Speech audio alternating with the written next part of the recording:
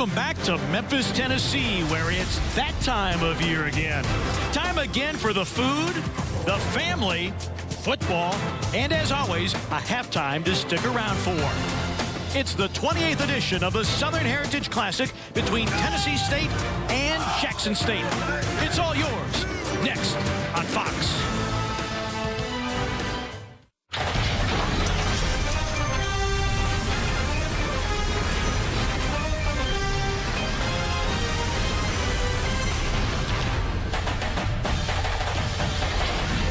Good evening, everybody, and welcome to the excitement of college football. From Liberty Bowl Memorial Stadium in Memphis, Tennessee, it is the 2017 edition of the Southern Heritage Classic presented by FedEx. Full house expected, big bands, big hits on the football field as two teams of Tigers get ready to take the field here at the Liberty Bowl in Tennessee State and Jackson State.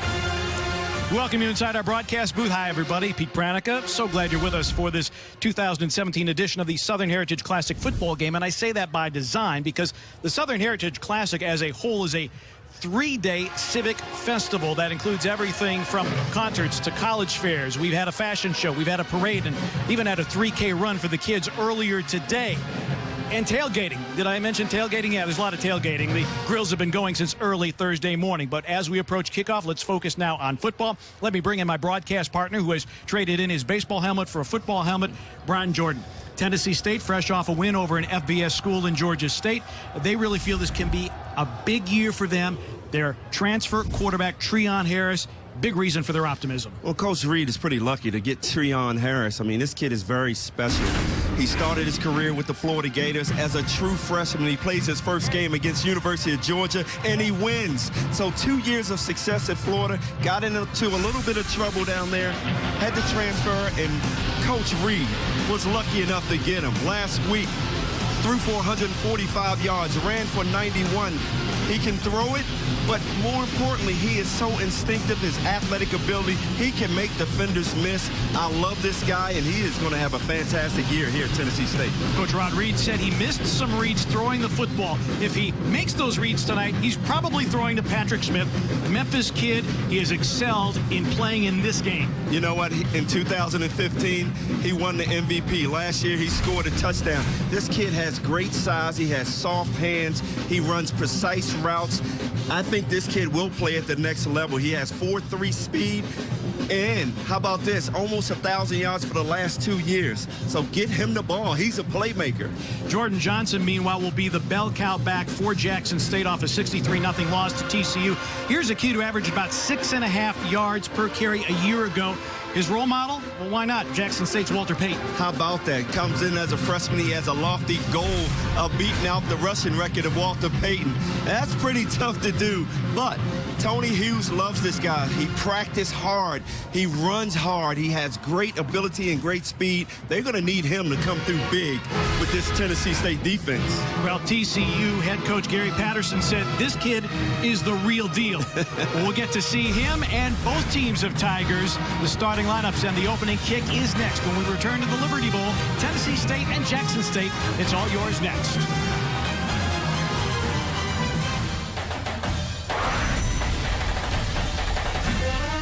Look, how much time is left in the game? Put your hand down and keep fighting. And keep fighting. And keep fighting. Whether you're up or whether you're down. The game is not over till 0 is on the clock. Do you believe in each other? Yes, sir. Look at your neighbor and say, neighbor, I believe in you. I believe in you. Look at yourself and say, I believe in me. I believe in me. We believe in each other. We believe in each other. High five somebody and say, I believe in you, man. I believe in you, man. I believe in you. I'm going to fight for you tonight. I'm fighting for you tonight.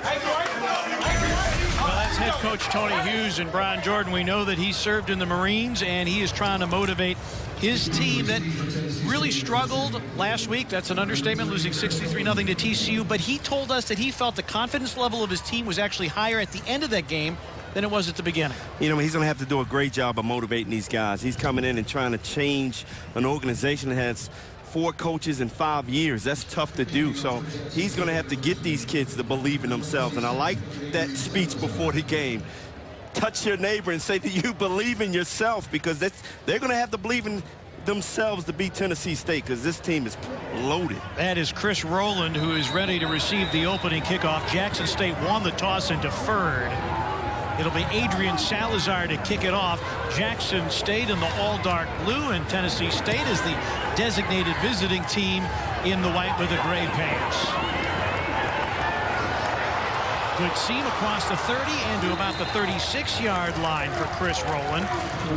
He's a big play guy out of Nollersville, Tennessee. Did not have a reception in the victory over Georgia State, but takes it out to about the 36-yard line, and that is where Treon Harris, officially a redshirt junior, transferred from the University of Florida, started 15 for the Gators, including the final 6 as a true freshman. And Brian, in talking with the Tennessee State staff, they said he just plays with a smoothness that they really like. Well, he's so athletic, man. He can make plays with his legs, but he can throw the ball down the field. The more he learns this offense, he's going to get that done. There it is. Yeah, and if he doesn't have a lane to throw, he will tuck it and run it and into Jackson State territory.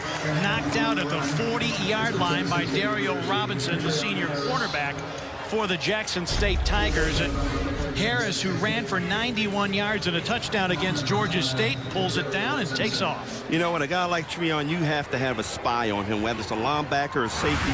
You cannot let him go back, set his feet, see that middle open up, because he's going to take off all day long. Harris was on the SEC all-freshman team. 1st and 10 now from the Jackson State 39-yard line. Sabree Curtis, the lone setback. And another run by Harris. He's got the edge and is escorted to the chalk at the 13-yard line. Jamal Hawkins, the safety, coming over to make the play on Treon Harris. And Harris, no hesitation, and this appeared, Brian, to be more of a designed run. It was a designed run, but he really sold it. Everybody started chasing Sabree, and all of a sudden he takes off the other way. This kid, he puts this team on another level, to be honest, Peter. This is a big pickup for Coach Reed. 2 plays and 2 runs by Treon Harris, and already in the red zone. And a whistle stops play.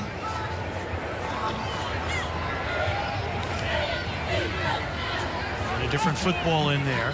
Tennessee State in the red zone against Georgia State. They were 3 of 5 with 2 touchdowns. Last year in the red zone, they scored on 85% of their possessions, and 68% of those were touchdowns. There's the throw, and underthrown. It was intended for Stephen Newbold. Newbold, the sophomore out of Carroll City, Florida. We talked about Harris with his legs last week against Georgia State. 12 of 25 for 145 yards, and that actually tipped at the line of scrimmage. I think that was Keandre Anderson. We talk about a big-time player with great size that could play at the next level. 6'4", 255. They're going to need him to come up big. That was a good play by him knocking that ball down. They think he could be playing on Sunday eventually. 2nd down from the 13-yard line. Harris, pocket collapses. He's got a lane and a take to the end zone for Treon Harris. Wow, that's too easy. Too easy. Jackson State's going to have to put 8 in the box and force him to throw the ball. Well, Harris has shown no hesitation to pull it down, and he takes it in from 13 yards out. And Tennessee State and their head coach Rod Reed, very impressive drive, and the majority of that Treon Harris. Lane Clark on for the extra point attempt. A very good kicker with a big leg, but he has suffered through a quad injury. And the kick is good. And with a minute and a half gone in the first quarter, Tennessee State a 7-0 lead as Treon Harris, we talked about his 15 games as a starter for the Gators. He went 9-6 in those games. You go back and look at this play. How about Mr. Noble? Wide open right here across the middle. But Treon sees that open gap up the middle. He is going to put it down, tuck it away, and run every time. But he's going to need to learn how to pass the ball down the field. Yeah, because eventually teams are going to figure out, and as you suggest, Brian, put a spy on him or do something to try to take that away. Because with Harris, there's not a whole lot of hesitation right now. He's almost looking to run. And I'm really surprised that Jackson State didn't strategize and have that set already from play one. You look at his video last week against Georgia State, he tucked it away a lot. 11 rushes for 91 yards. You got to stop Treon from running out of the pocket. Terrell Kennedy and Jordan Johnson are back deep to receive the Tennessee State kickoff. Normally Lane Clark would kick off, but is not kicking off because of the rehab from the quad injury. This is Kobe Weiss for Tennessee State, who has it teed up at the 35. Short kick comes down to Kennedy, and he slips down at the 25-yard line. Terrell Kennedy, the third sophomore from Mobile, Alabama, takes it out to the 25-yard line, and that is where we'll get our first look at Brent Lyles, the redshirt sophomore out of Indianapolis. Struggled in Fort Worth against TCU. Only threw it 9 times, which speaks to Tony Hughes wanting to run the football. But then on 3 dropbacks, he was sacked last week. Well, it speaks to TCU's defense also. I mean, you're playing against a Division I FBS team. Those guys came to play and put a lot of pressure on Brent Lyles all day long. Jordan Johnson, number 17, is the guy who will be in the spotlight for Jackson State tonight.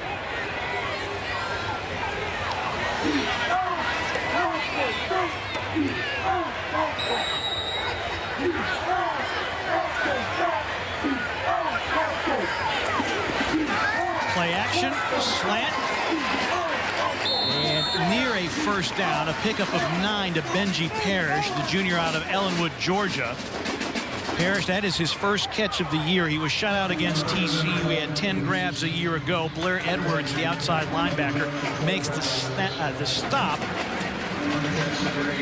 No huddle and an empty backfield for Lyles on 2nd down and 1.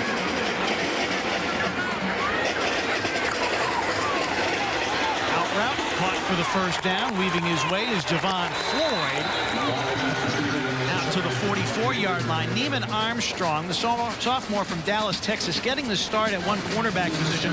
Terrell Bonds, the senior from Miami, normally would be the starter, but he's been bothered by a right knee injury, and so Armstrong gets the start tonight at one cornerback spot. Opposite him is to Jordan Nesbitt, who had the game-clinching interception against Georgia State last week.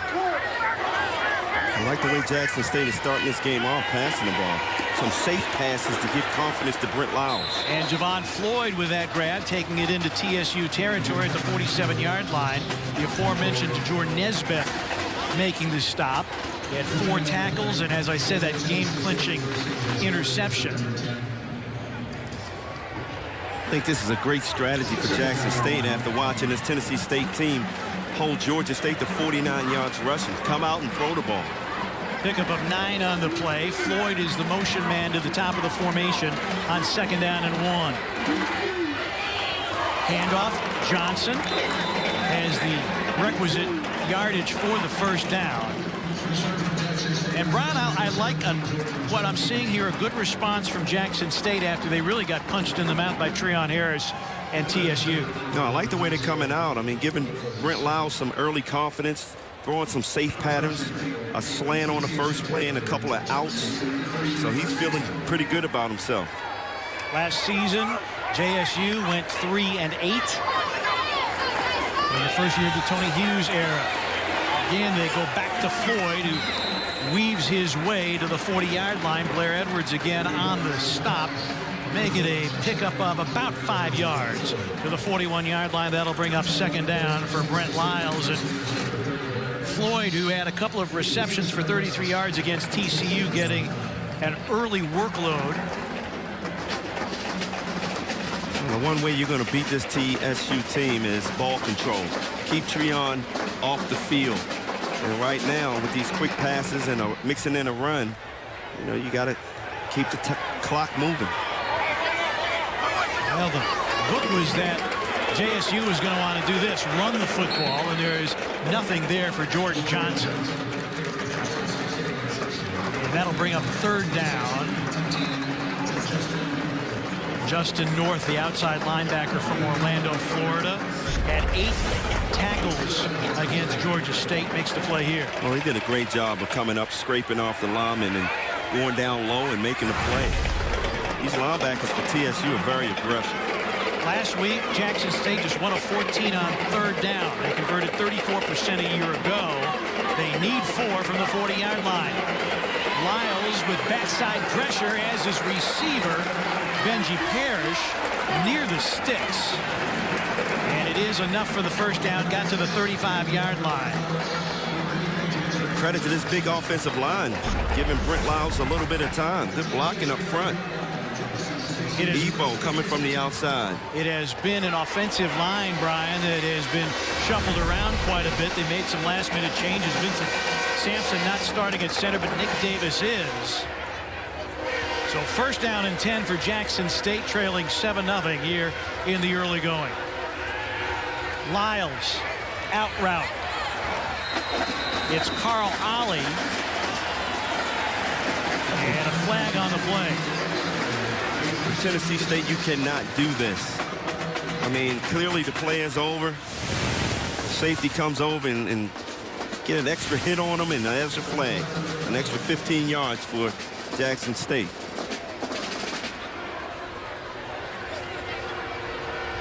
Let's get a first call of the evening.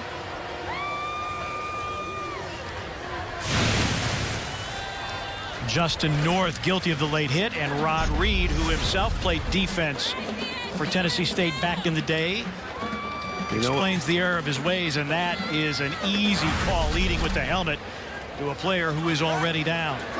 You like the aggressive attitude, but you got to be smart.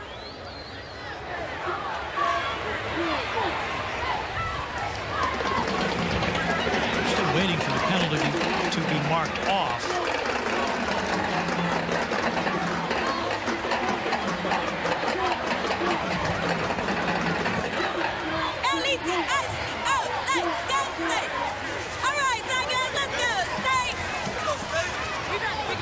There's Rod Reed, the head coach of Tennessee State, in his 8th season as the head coach. During his days at TSU, set the career record for tackles as well as the single season record for tackles. I don't know why this is taking so long. This flag. Clearly a late hit. We do have an instant replay review, and my guess would this be a targeting foul. We got a player that was down. North appeared to lead with his head. Wow, that would be a tough break there for TSU. Just a hustle play there. But you're right, it could be a targeting play. That helmet was down. And Justin North has been ejected from the game for targeting. Wow.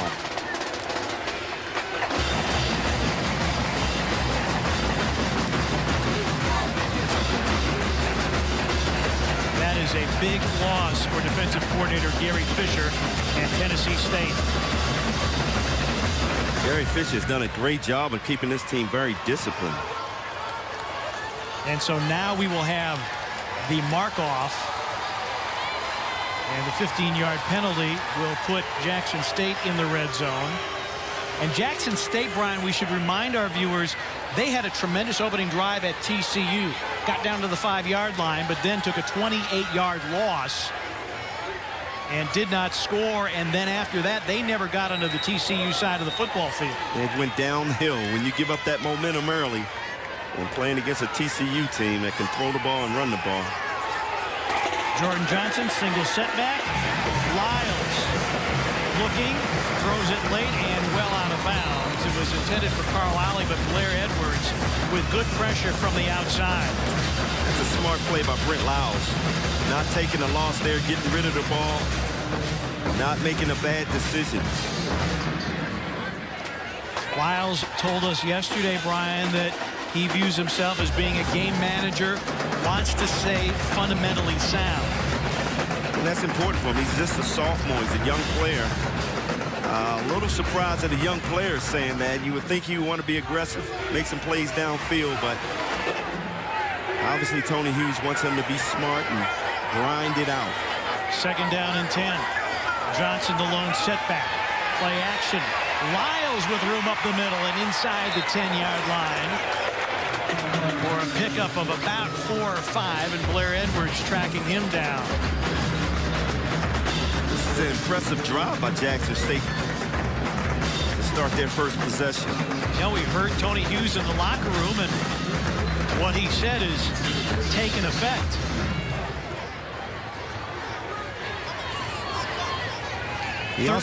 He also said yesterday about playing fundamental football. You know, running the ball, making safe throws, and clearly coming out doing that. Lyles, who did not play in 2015 after a car crash resulted in a broken hip, with an empty backfield on 3rd down. And a flag before the inception of the play.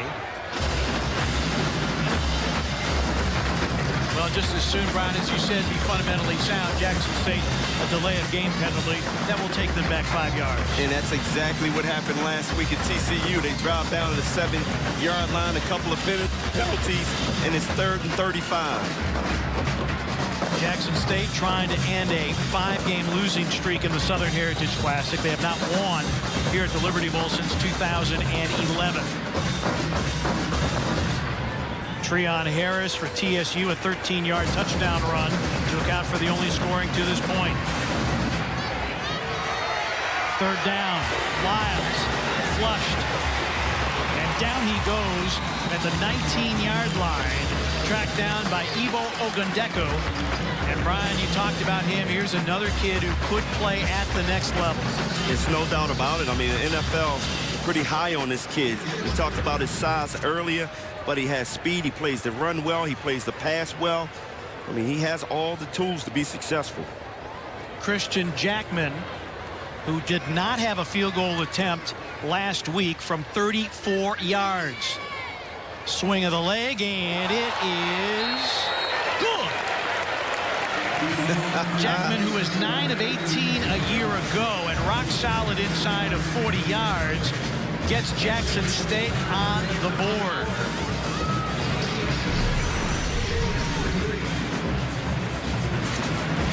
Sometimes it's good to be lucky. Bank shot and 3 points for Jackson State.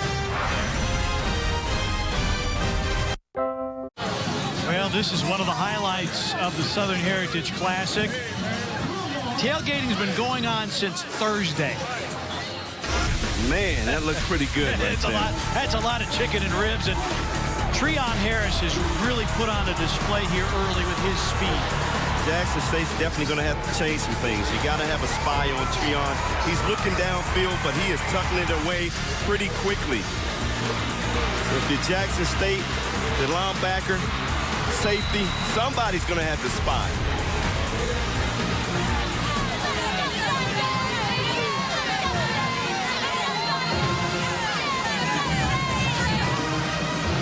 Devon Johnson is back to receive the kickoff from Adrian Salazar. And Christian Jackman, who made that field goal, a native of Miami. And our thoughts and prayers are really with all of the Sunshine State as Hurricane Irma bears down on South Florida. Devon Johnson, a redshirt junior out of Huntsville, Alabama, transfer from Alabama A&M. Ran track there, and they like his big playability.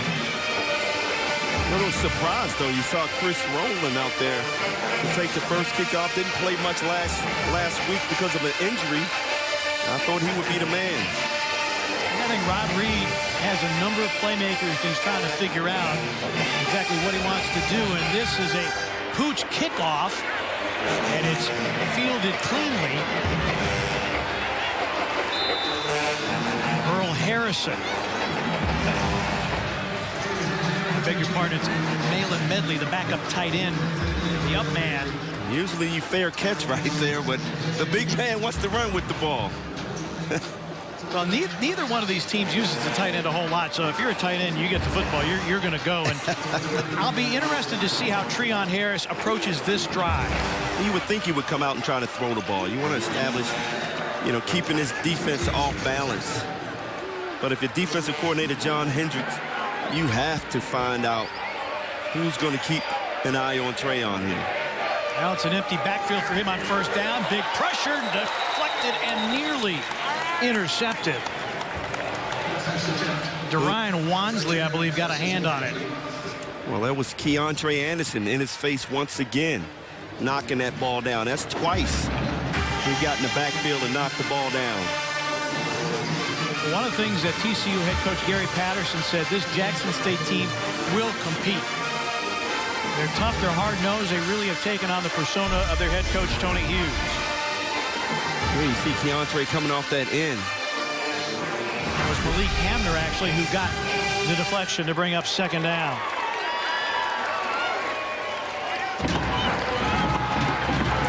Harris in rhythm. Patrick Smith, the Memphis native, takes it to the sideline, just shy of the first down. Ryan Thayard with the tackle. Well, Patrick Smith, probably the fastest guy on this Tennessee State team. He was the MVP of the 2015 Southern Heritage Classic. He's another guy that has that next level talent. Third down and 1. Inside handoff, good for a first down to Earl Harrison, another Memphis native.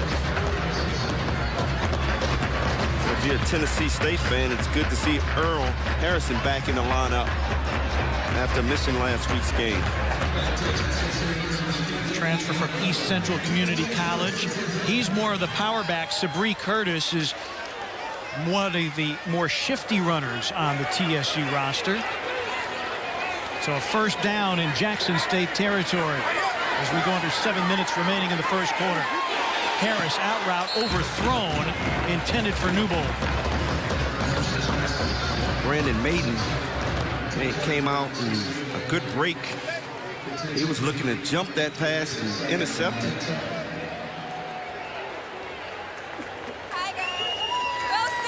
That'll bring up second down and 10. I like what Jeff Parker's doing, offensive coordinator for TSU. Throwing the ball down the field. Probably reminding Treon Harris you don't have to run with it every time. Play action, swinging it out for Smith. And he's taken out of bounds short of the first down. Thayard again with the tackle. And Ryan Thayard and Patrick Smith are going to get to know each other quite well tonight, I suspect. Bring up third down and about 6. Thayard is a really good athlete. The one thing that the coaches said for Jackson State, they have speed, and that's what they want to build around.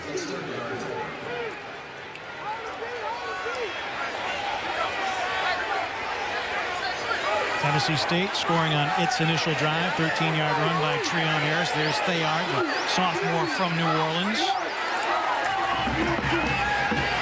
Harris, beautiful ball over the middle. Caught by Patrick Smith.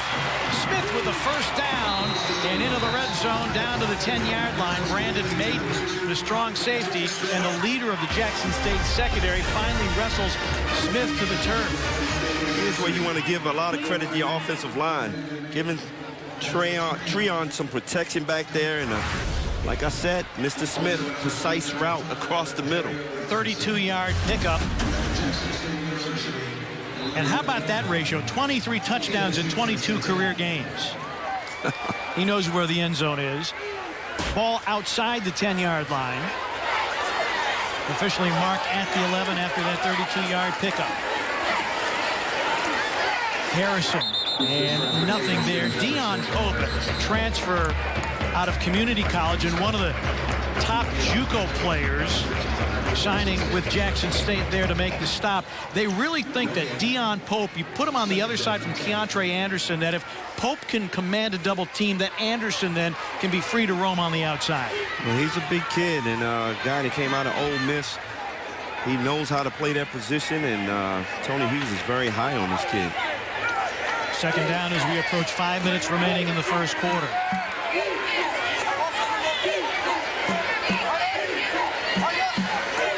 Carson, the lone setback. High shotgun snap. There goes Harris. And he drops the football. It's on the ground, and it's picked up by Patrick Smith. Sean Bishop triggered it loose. Treon getting up a little slow there, and this is the risk when your quarterback runs the ball too much.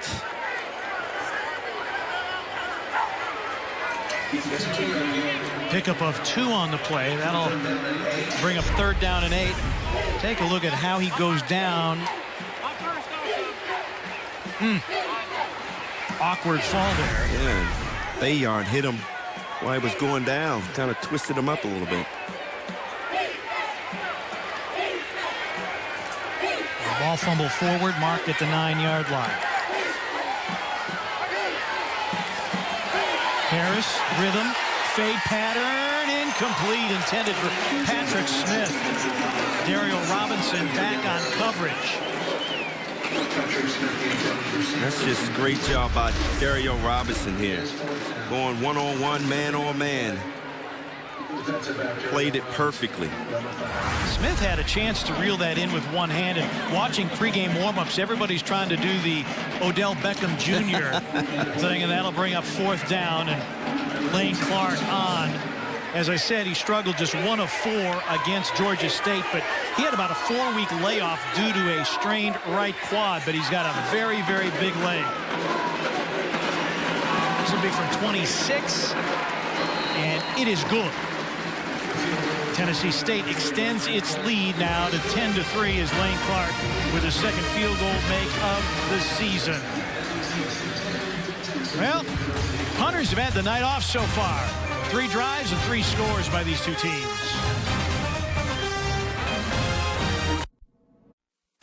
Fox Sports is proud to present the 2017 Southern Heritage Classic presented by FedEx. It's more than a game, it's a celebration. Coaches luncheon on Friday. Rod Reed and Tony Hughes addressing the crowd, and Mayor Jim Strickland from the great city of Memphis on hand as well. There's Mr. Mayor, who just a little while ago presented Fred Smith, the organizer of the Southern Heritage Classic, with a key to the city of Memphis. And well-deserved. Kennedy and Johnson are back to receive the kickoff for Jackson State. It's going to be Kennedy trying to get the edge, nearly stumbled at the 25 and dragged down from behind at the 30-yard line. Tackled there by Cullen Wells. I beg your pardon, Ladarius Johnson. Well, Pete, if I'm Jackson State, I looked at that first drive and the way Brent Lyles came out throwing the ball, I would stick with it. You know, I would force Tennessee State to go either man and get up on the receivers where I can run the ball, or I'll continue to pick them off for 8 yards and drive down the field again. Well, and this is interesting because Tony Hughes has a new offensive line coach in Carl Roberts. Said, we want to run the football. So Brent Lyles has been throwing the ball so far. They'll mix it up here. They'll go with a 2-back set. Kennedy goes in motion, and Lyles back to throw on 1st and 10. Zings the pass in, caught by Ali, out to the 48-yard line. Neiman Armstrong getting the start tonight is there along with Blair Edwards. So 1st down for Jackson State. Again, a great job up front. Offensive line giving Brent Lyles a lot of time to throw. They swing it out to the near side to Kennedy. No blocking out there, and he only gains a yard. Like the play design, but Tennessee State had it sniffed out, and the blocking did not materialize for Kennedy. Neiman Armstrong did a great job here. Nope, not Neiman Armstrong. That is Aquarius Cook. Aquarius Cook. He read the play right off the bat. He came flying up there, getting the block off of him and making the play. Bring up 2nd down and 9. This is a Jackson State offense that got very little accomplished. Only 65 total yards against TCU last week. Aquarius Cook is that leader in the secondary, making all the play calls. Jordan Johnson in the backfield. This is caught by Devon Floyd into TSU territory. A couple yards short of the 1st down at the 44-yard line. Jackson State keeping his TSU defense on their toes. Joseph Johnson subbing in for Chris Collins at that middle linebacker position. Should point out Justin North, the starting outside linebacker for Tennessee State, ejected for targeting earlier. Approaching 2 minutes remaining in the first quarter. Miguel James goes in motion. 4 wideouts with Johnson the lone setback, and flags fly. Like an offside there. Dante Fisher, left tackle. We have been informed that the official's microphone is not working because the University of Memphis played here in the midst of a monsoon. That microphone still hasn't dried out. And it was Dante Fisher moving a little early. Normally a left tackle, move to right guard tonight. Tony Hughes having to shuffle his offensive line. They're not terribly deep. And now a timeout called by Jackson State with 1:51 remaining in the first quarter. Jackson State on the move, down 10-3.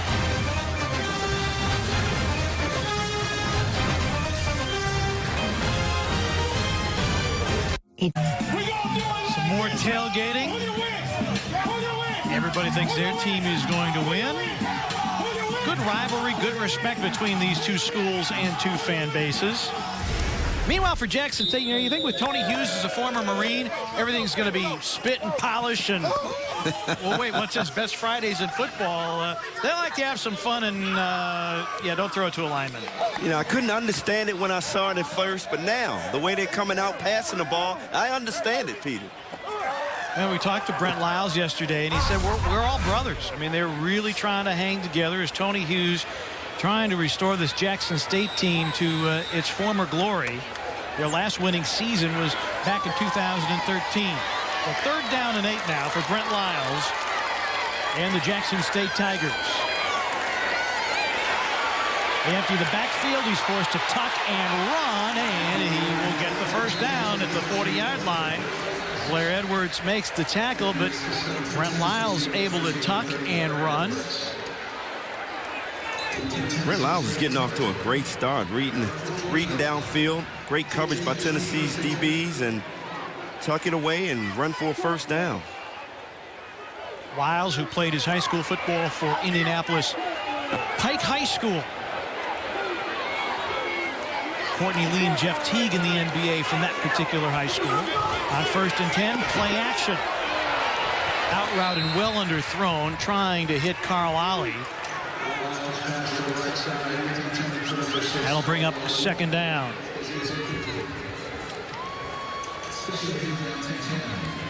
Ollie, a redshirt freshman. This is, in some senses, Brian, a very young Jackson State team. 40 new faces on the roster between freshmen and transfers. You know, take a look at this play here. You got Collins blitzing. That's a good pickup by Terrell Kennedy, going for his legs, knocking him down, and giving Brent a little more time to throw the ball. Collins was the FCS Defensive Player of the Week. Couldn't make the play there. On 2nd down, pass is complete from about 5-yard game to Benji Parrish coming across the middle. Blair Edwards, and it's been a busy night for Edwards and Collins. They're having to pick up a little extra slack as Justin North, as we said earlier, ejected for targeting in the first quarter. I like the strategy of Jackson State, though. They're not trying to go downfield. They're just making short passes, keeping the drive alive, and controlling the clock. Now can they keep the chains moving? 3rd down and 2. Johnson, the lone setback, gets the call and pinballed around, and he'll be short. Really did not pick up anything on that play. Good penetration by this Tennessee State defensive line. That'll bring up 4th down and 2. I don't get that play right there, Peter. You're passing the ball down the field in 3rd and short. This Tennessee State defense, it's hard to run against. So now this is going to be Adrian Salazar to attempt the field goal. A 48-yard field goal. Salazar has the bigger leg. Jackman a little more accurate. And it was blocked, but a whistle stopped play. And a flag has been thrown. I believe it will be delay on Jackson State, and that's a huge penalty because probably takes them out of field goal range, but we'll see what shakes out here. You cannot afford on special teams to have penalties. You got to be disciplined.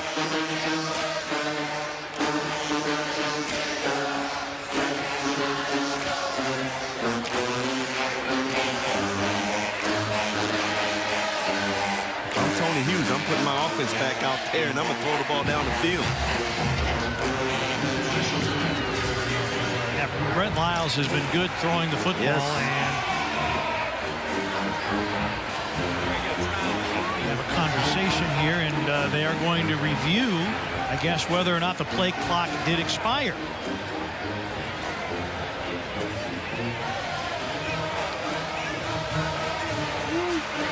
The referee has the headset on. Salazar's lined up. Both teams are lined up. They want to get back to playing. There was no indication that somebody had taken a timeout before the snap.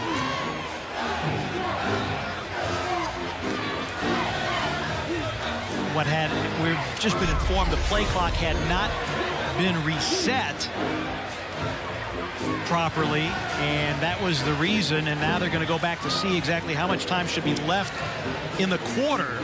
The big scoreboard here at the Liberty Bowl says just 1 second is remaining, but you see the play clock not reset, so they're going to have to go back and figure out how much time is left on the clock.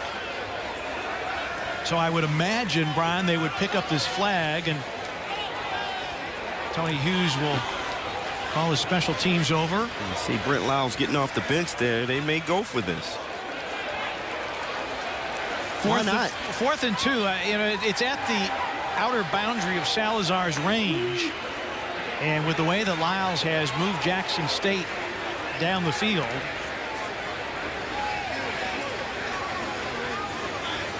it only makes sense. And I would not be surprised if Brett Lyles doesn't try to throw one up deep here. Had an interesting conversation with Tony Hughes yesterday, and Jackson State has a very passionate fan base. Not everything that's been said about Tony Hughes has been complimentary. He said, I was the point man in my squad in the Marines.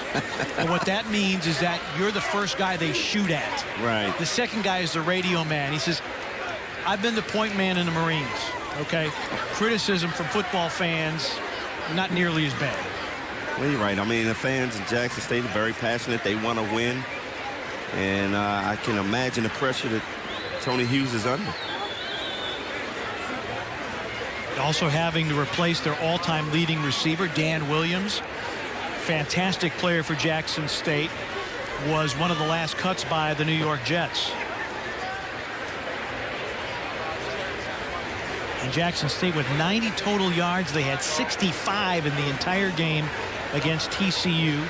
And now the conversation and the explanation to head coach Tony Hughes. This is his first head coaching job.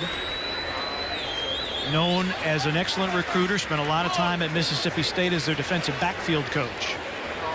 I had a good conversation with the athletic director of Jackson State yesterday, Wheeler Brown, and he felt like Tony Hughes has a real good shot of going through the process and building a strong club. Look at that look from Rod Reed. I don't think he's going to believe anything he's being told.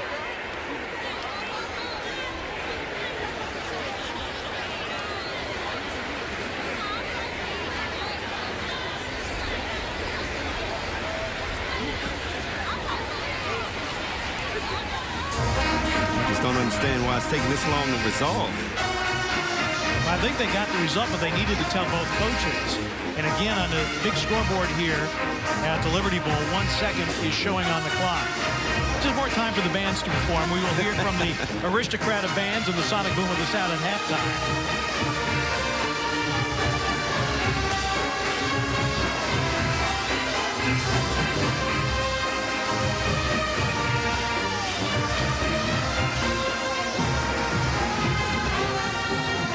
So after all that, there is no delay of game penalty. And again, the official's microphone is not working, so we don't get a full explanation of it.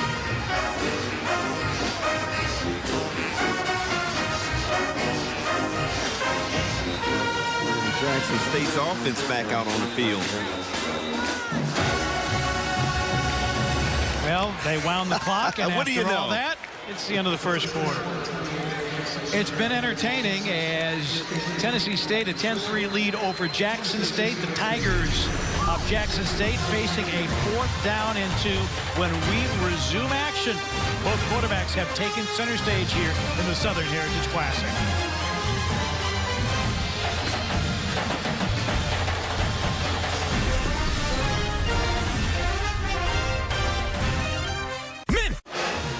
It is the 2017 edition of the Southern Heritage Classic presented by FedEx.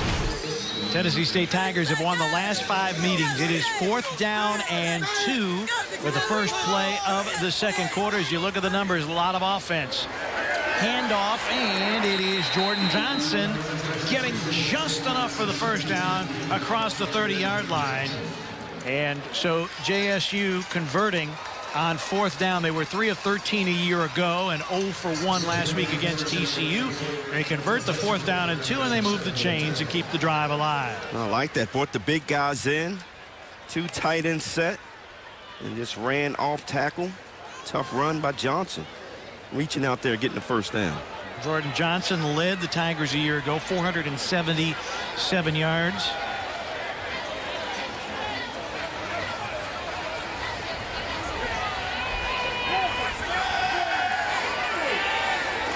Lyles, pump fake over the middle and over the head of his intended receiver, Benji Parrish. Wow, had him wide open.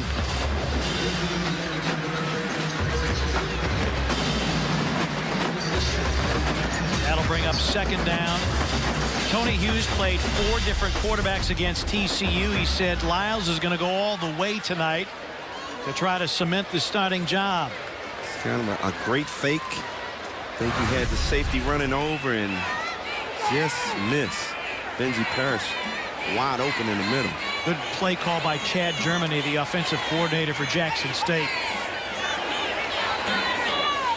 2nd down from the 30. Play clock getting down there, and another delay of game call. Well, they get the timeout before the flag comes out. All right, Jackson State will take its first timeout of the game to avoid the 5-yard penalty for delay of game. We'll step aside for a moment. TSU up 7. Aerial view of downtown Memphis, the famed Peabody Hotel. Brian, you need to see the Ducks march at the Peabody Hotel. I do. I heard a lot about it. Yeah, next time you come to Memphis, we'll check. We may make you the honorary Duck Master. How's that? Pete Pranica, Brian Jordan with you. Early second quarter action from the Liberty Bowl. Lyles caught by Floyd and roped down at about the 27-yard line. They bring up 3rd down and long. Who else? Chris Collins, middle linebacker, sniffed that play out. Makes the tackle. Yeah, you talk about Chris Collins sniffing it out. He is probably the most dedicated video guy that TSU has. Real student of the game, spends a lot of time with the academic books and also with the playbook. He is their defensive leader. 3rd and 8 for Lyles. Got his man and got a first down. Miguel James down to the 13-yard line, tackled by Edwards. Good running after the catch. Not a big guy, but a real tough guy. Miguel James makes the catch. He gets hit by 2 Tennessee players and still gets 3 or 4 yards. Both of these teams getting some SEC transfers. James, a transfer from LSU.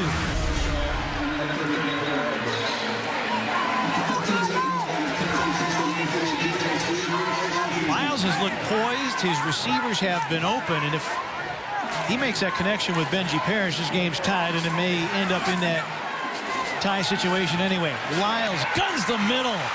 Bullet pass to Floyd. Very close to a first down inside the 5, right around the 3-yard line. Brent Lyles looks really good in this first half. And Floyd does not look good hobbling off the field. Well, he got hit pretty hard by the secondary.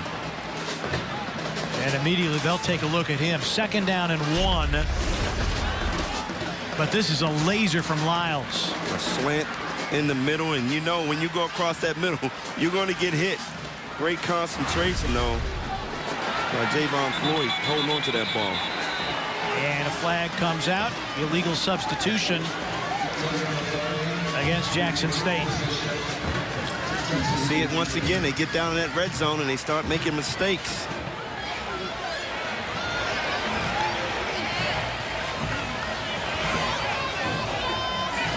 Tony Hughes knows as well as anybody he cannot make mistakes. This is a Tennessee State team that is awfully, awfully good. Make it 2nd down and 6. Lyles under pressure, throws incomplete to the end zone. James was back in the end zone, covered by Vincent Sellers, the freshman from Sarasota, but good pressure brought by Tennessee State that time. Good job by Vincent Sellers staying with him. I mean, he crossed the middle. It was a lot of traffic in that middle, but he did a great job, and he's just a freshman getting it done. 10 tackles last week. Yeah, defensive coordinator Gary Fisher told Rod Reed, I think I want to start Sellers at strong safety. Rod Reed said, are you crazy? Good call by Coach Fisher. 3rd down and 6 for Lyles and Jackson State. Kennedy's in the backfield. Lyles incomplete. They want a flag. It does not come in. Pass was intended for Shaquille Ward, the tight end. Talked about the athletic linebackers. Blair Edwards runs out there and makes that play. I mean, this is a good route. Blair Edwards hustles out there, puts his hands up. And Christian Jackman will come on for the 2nd time tonight. This will be a 25-yard attempt. Richard Jr. out of Miami.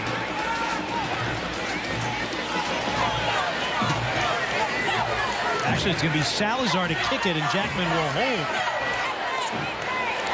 And Salazar's kick is good.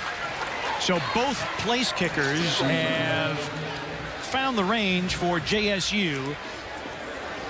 And they trail it now 10-6. Jackman with a make, Salazar with a make for Jackson State.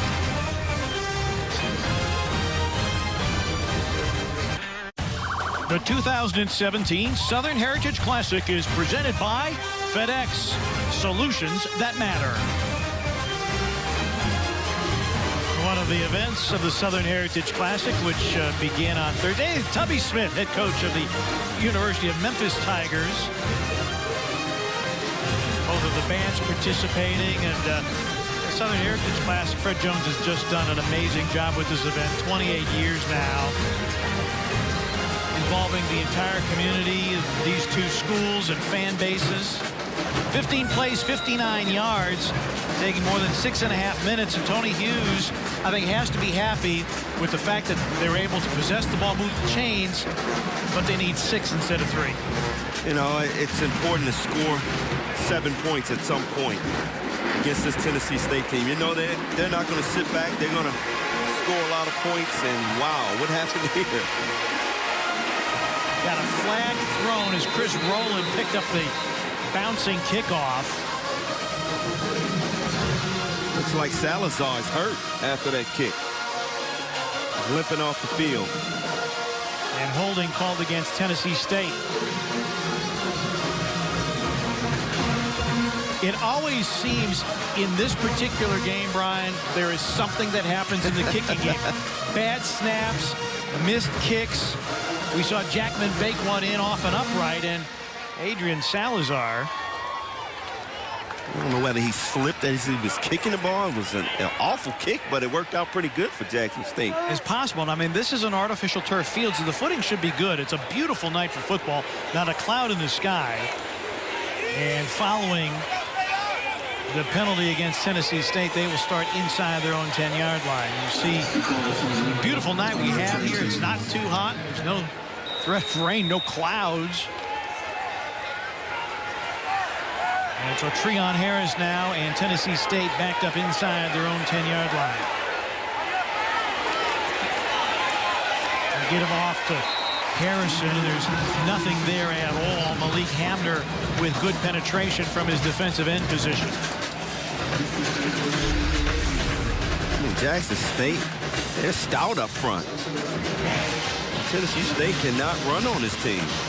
Yeah, and that was a fumble. It looked like a fumble. Ball came out.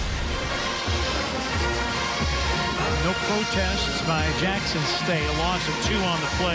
You look at Hamner, Pope, Anderson, and Keontre Anderson, whose name we haven't called a whole lot. It's a real good front four for defensive coordinator John Hendrick. Putting a lot of pressure on the running game of Tennessee State. Well, they go with 3 wide, and they'll try to swing Harrison. And again, there's nothing there. Eric Bowie coming over from his middle linebacker position to make that last stop. Was this indeed out? It's pretty tough to see from that angle. Yeah, knee, elbow hits. I think it was down. I think the elbow hit is what triggered it loose. 3rd down and long for Tennessee State. Neither team has punted yet tonight.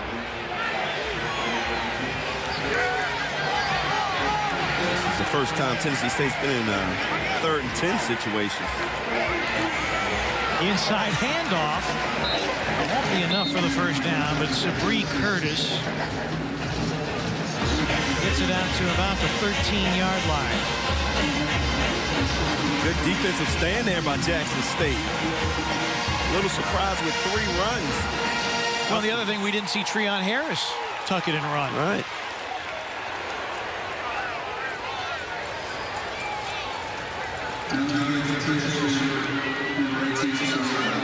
TSU a little conservative in that series. Austin rallied to punt. Kennedy's back to receive it. Out, Kennedy. A risky play there. Off the bounce. Brings it out to about the 48-yard line of Jackson State. Jackson State in real good field position. He's like, get out of the way, get out of the way. Yeah, I'm going to take it anyway. Hey, a little risky, but it saved them a lot of yards. Gives them good field position at the 47-yard line. Sometimes you got to take a little risk for some reward. That's exactly what happened. But boy, you got to be solid in the kicking game. You have to. You have to. So Brent Lyles, a redshirt sophomore out of Indianapolis, lines him up just on his side of the 50-yard line. Not sure if that was play action. There was no running back there. He'll take it just into Tennessee State territory. It was a very, very good ball fake, but there was no running back to take the fake. You didn't see the invisible running back there. I did not. Pick up of 3. I don't think I've ever seen that in my game of football. That'll bring up 2nd down.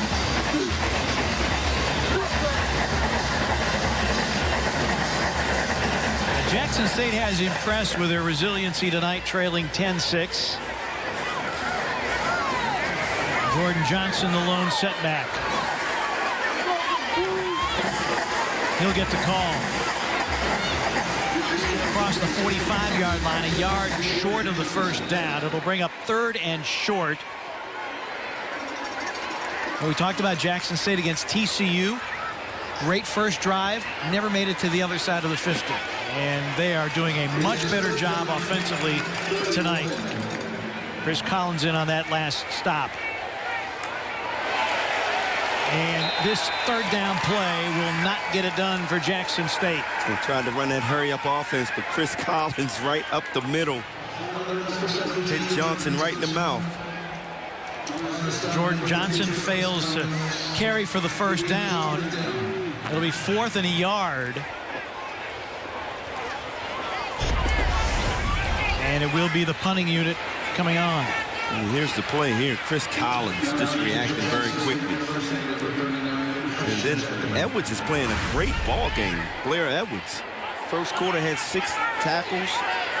And he was in on that play also. Patrick Smith back to receive the punt from Christian Jackman. High snap. Jackman gets it away, and Smith calls for the fair catch at his own 10-yard line. Tennessee State back deep in their own end of the field for a second consecutive possession here midway through the second quarter.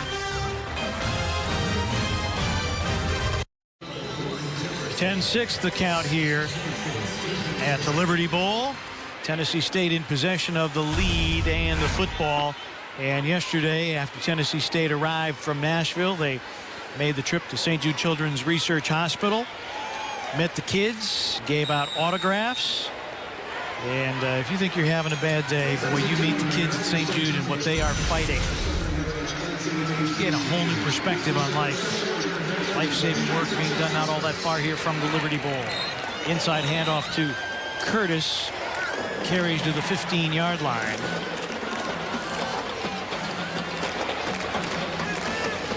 That's right. Tennessee State's trying to establish the run. That's 4 rushes in a row, right up the middle.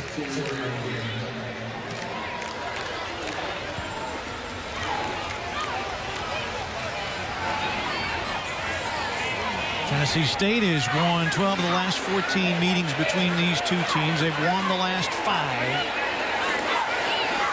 And second down, this will be Curtis. Pile driving to about the 18-yard line. That'll bring up third down. Just when you thought the strategy of Jackson State was to ball control, take some of the clock away, and now we see Tennessee State coming out, just running the ball up the middle, eating up the clock. First drive of the game was all Treon Harris on the ground, culminating in a 13-yard touchdown, our only touchdown of the game to this point. Harris facing a third down and 3. Good burst off the right side for Earl Harrison. First down for Tennessee State. They may be setting up Jackson State. Treon is handing the ball off, but he's going to keep that on a bootleg pretty soon. I wouldn't be surprised if we see it this play. Eric Bowie, the backup middle linebacker, making that last stop. Might be a bit of a gut check as far as TSU is concerned. We're gonna keep pounding you in the mouth and see if you're gonna give.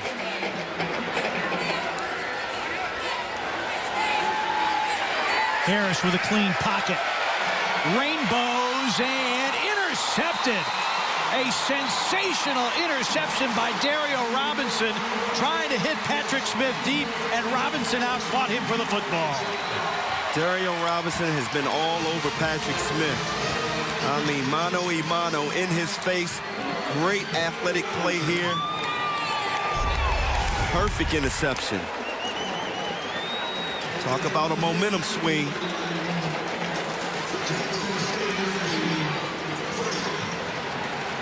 That is a very, very tight window into which Harris threw, and it results in the interception. So Jackson State will have it now, 1st and 10 at its own 40-yard line. Our first turnover of the game. Got to give your receiver a chance, and he underthrew Patrick Smith on that play. Not only does Jackson State have a 5-game losing streak in the Classic, they lost their last 4 games last year in the opener, so they're riding a 5-game losing streak. Here comes the blitz. Handoff straight ahead to Kennedy. Tackled by Marvin Maddox. After a pickup of about 3, it'll bring up second down. One thing about Tennessee State, they have depth. Good play there by Maddox. It's one of the things that Rod Reed said, you know, this is one of the years we really have some depth. That has not always been the case. And he got up the field, forced the handoff, and then went on to make the play. 2nd down and 7, a little more than 5 remaining in the first half. Lyles complete to James at the 45-yard line. Only picked up a couple of yards. It'll bring up 3rd down and about 5. Aquarius Cook on coverage for TSU. Another great job there by Terrell Kennedy picking up the blitz. Buying a little time for Brent Lyles.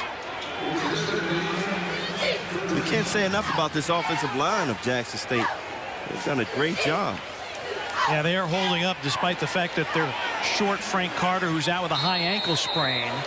And just as we talk about him, another penalty.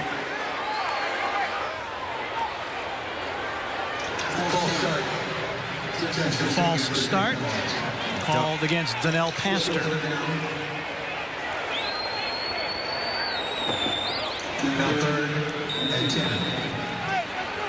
So that'll make it 3rd down and 10.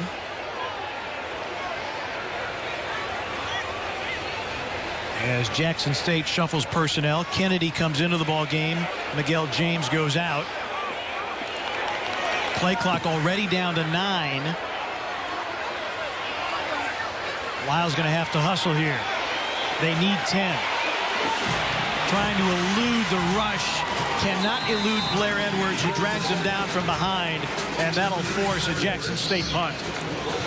Blair Edwards is having a tremendous game so far. 6 tackles in the first quarter and already about 3 in this second quarter. Now he's been a starter since he was a true freshman. 5 tackles against Georgia State last week. And last year he had a couple games in which he had 10 tackles. I beg your pardon, he started 2 of 10 game appearances. Patrick Smith back to receive the punt, drifting back inside his own 20-yard line. And trying desperately to make something happen, but he's giving ground and will be knocked down inside his own 5-yard line. Never run backwards. Trying to make something happen, I understand that, but you cannot give ground and lose yards, and backed up inside the 5-yard line. Good job tracking the ball, but you just got to take the loss right there. Get up the field. And he continues. You can't outrun some of these guys. I said Jackson State is built around speed. Those guys get around the ball pretty quickly. Patrick Smith, Memphis product, led his team a year ago with 61 receptions for just under 1,000 yards. Harris lining up in his own end zone. Nothing there for Earl Harrison. And Tennessee State's going to have to go back to trio, running the ball. Looking downfield and tucking it away. Very difficult field position here. 3:20 remaining now in the first half. Jackson State, by the way, down to just 1 timeout. TSU has all 3. On 2nd down, Harris escapes across the 10-yard line. Will set up 3rd down and short. Sean Bishop making the tackle. 6 feet tall, 235 pounds. At one point, TCU was confused. They thought Bishop was a defensive end. He's just an athlete. I mean, he moves pretty well for a big guy. But there, we see Treon getting back to running that ball, tucking it away. Harris with a 13-yard touchdown run in the opening possession of the game.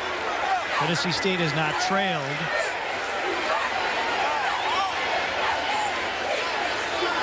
Third down and a couple. Blitz coming. Harris got a man, but incomplete. Intended for Newbold, but back there on coverage was Ryan Thayard. That flag came from across the field. And a flag has been thrown.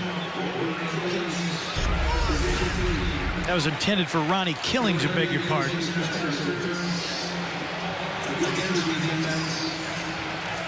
Yeah, it looks like he got in a little too early. Bayard. You got to turn your head and look back for the ball. He just kind of dove right into the receiver. Had an interception against the Horned Frogs, but the penalty there puts the ball on the 26-yard line in Tennessee State. You make it easy for a referee to make that call when you don't turn your head. Tennessee State escapes the shadow of its own goalposts. From their own 26-yard line. And nothing there. So this will make it second down at about 10. Clock rolls inside of 2 minutes remaining. How about Deion Pope there showing a little emotion, getting up, making that stop. The clock continues to roll. 1:45 remaining here in the first half. Second down and 10 on the board for TSU. That's exactly what Tony Hughes was talking about before the game. Show some emotion. Believe in yourself. Jackson State will get the second half kickoff. Pressure comes up the middle. Harris off his back foot, off target for Newbold. Third down with 1:24 remaining and the clock stops. Good pressure up the middle by Malik Hamner. Now there's an opportunity here for Jackson State. Get a stop here. You have a timeout remaining.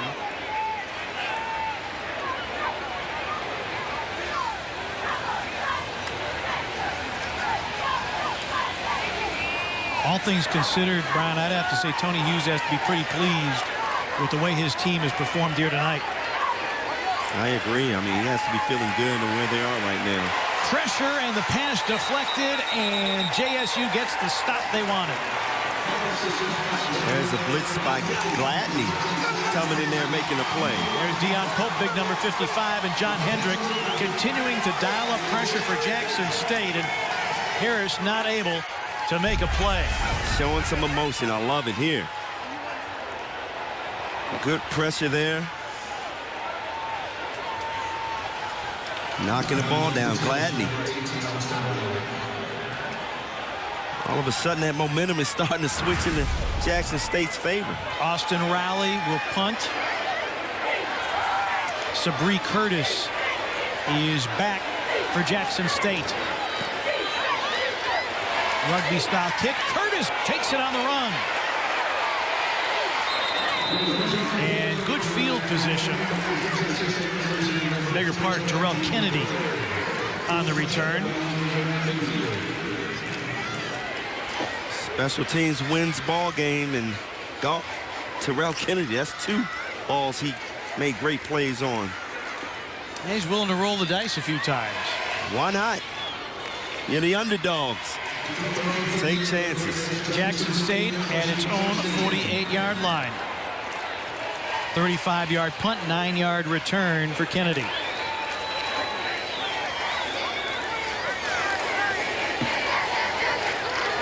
Jackson State, the 1 timeout remaining. Lyles, time, crossing route, and overshoots his intended receiver, Romello Shoemaker. There again, who else? Blair Edwards with the coverage. Edwards and Collins have been fantastic tonight for Tennessee State. And you lose Justin North. Both of those guys really stepping up.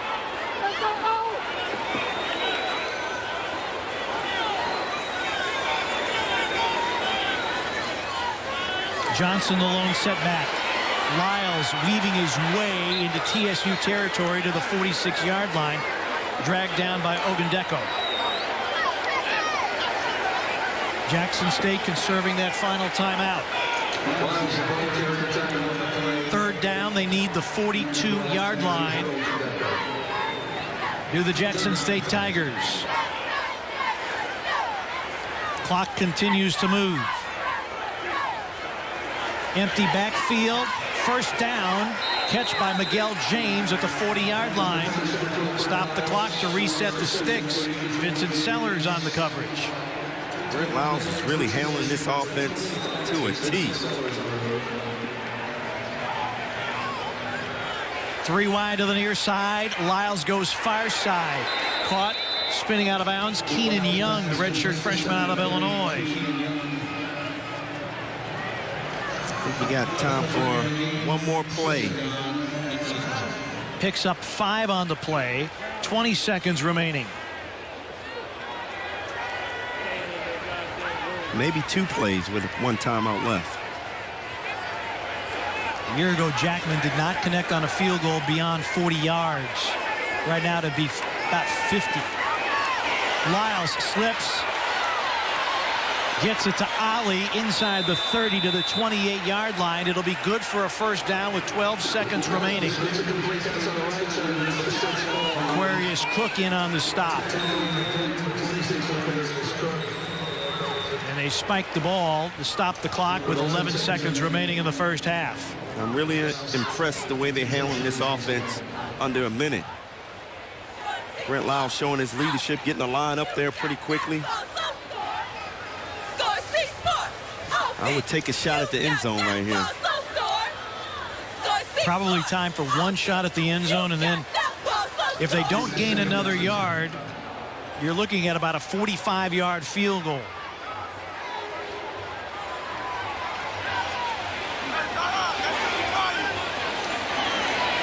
Play clock down to 10. 3 wides to the top of the formation. Lyles takes a sack. Spun down by Ogundeko. Ebo showing his speed around the corner. See the brace on the left elbow. He actually underwent Tommy John surgery last year. How about that? That sounds like a baseball player. And the final timeout of the first half taken by Jackson State. Look to the right of your screen. Ogundeko. Looked like Brandon McCoy got away with a hold. Doesn't matter. Ogundeko, yeah, hold him. Yeah, good luck. But yeah, Brandon McCoy, the right tackle, trying desperately to stay up with the redshirt senior out of Brooklyn, New York.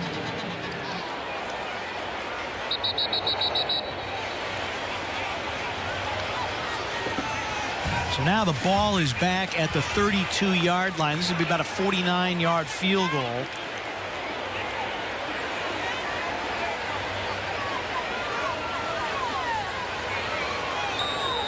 And it's going to be Jackman to attempt it, and Salazar will hold.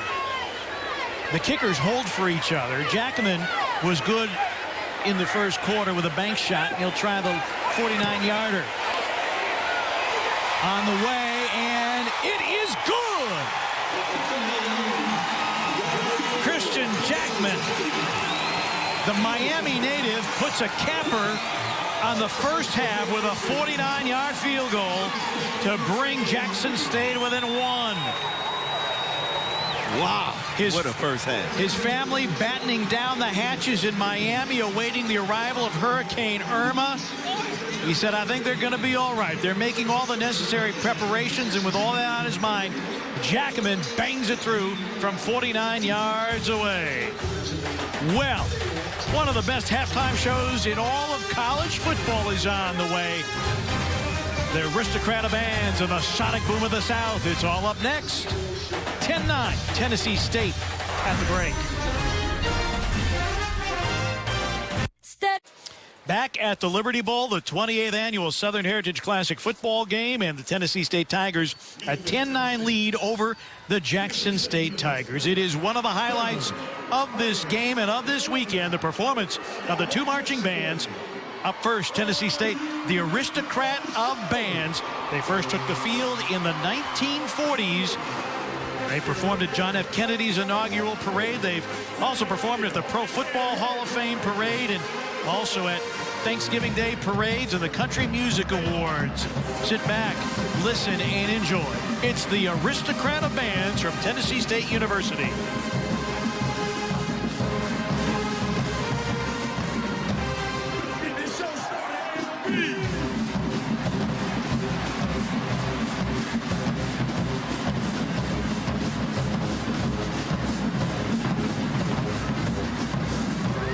From the land of golden sunshine.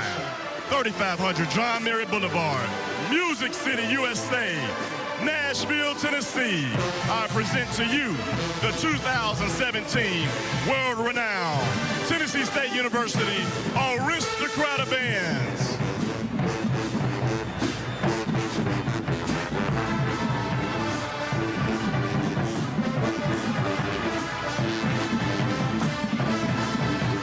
Sit back, relax, and watch the internationally acclaimed Tennessee State University Aristocrat of Band Drill 2, Tearing Up My Heart by NSYNC.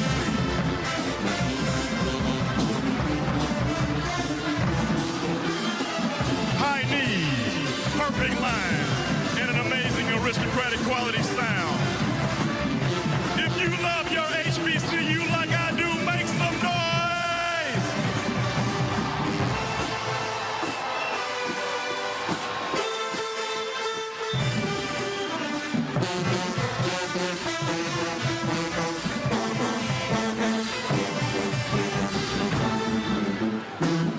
Our spotlight artist of the evening is the group New Edition. If It Isn't Love. Where are my true New Edition fans at? Make some noise!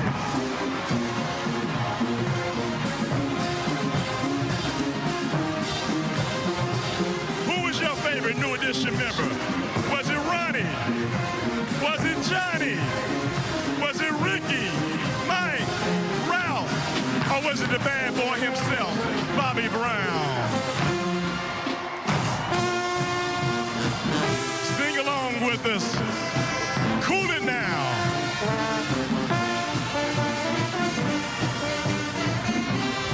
Come on, Memphis, sing along. Let's go.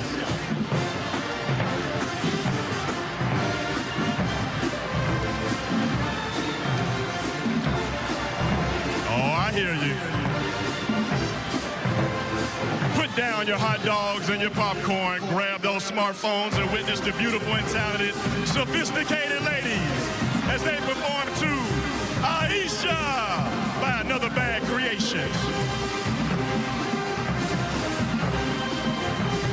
Let's go, ladies!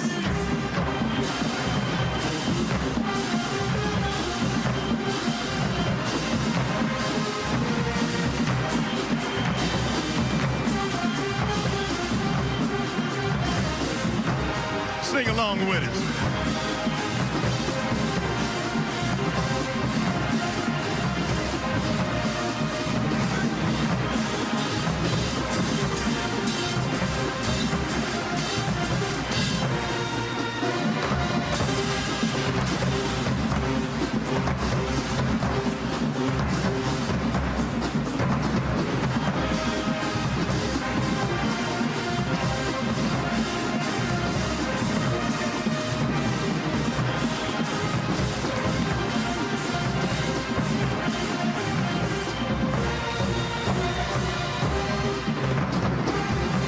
Give it up for the sophisticated ladies. Conducted by Dr. Reginald A. McDonald. Written and arranged by Mr. James Dean Sexton. Our concert tune this evening is Can You Stand the Rain by New Edition. Big Blue Tiger fans, it's mandatory that you stand up and sing.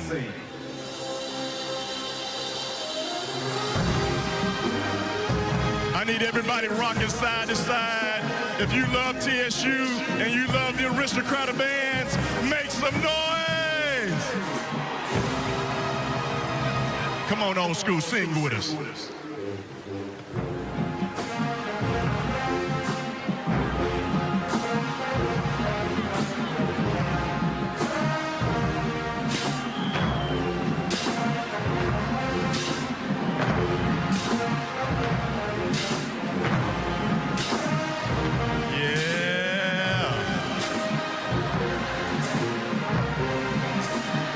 Show JSU how TSU get down. I need to hear you. I need to hear you. Come on.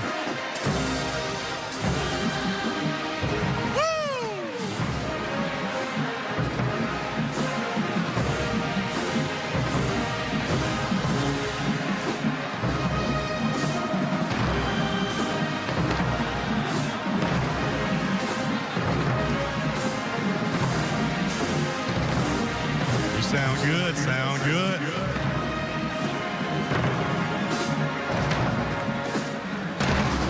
Come on, baby. You know the rest.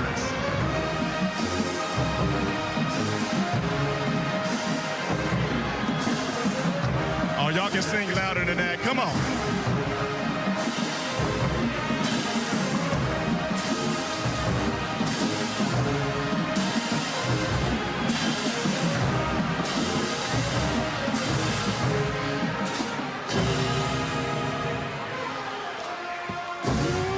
And this concludes our spotlight artist, the group, New Edition. Give it up for the Aristocrat of Band!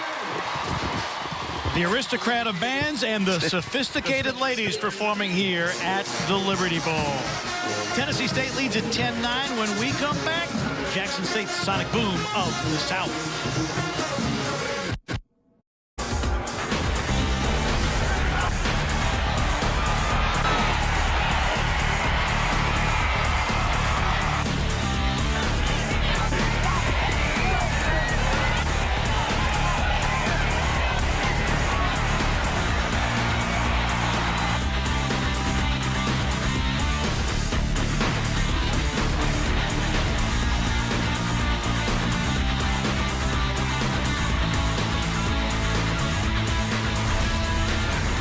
Ready to rumble here in the third quarter between Jackson State and Tennessee State.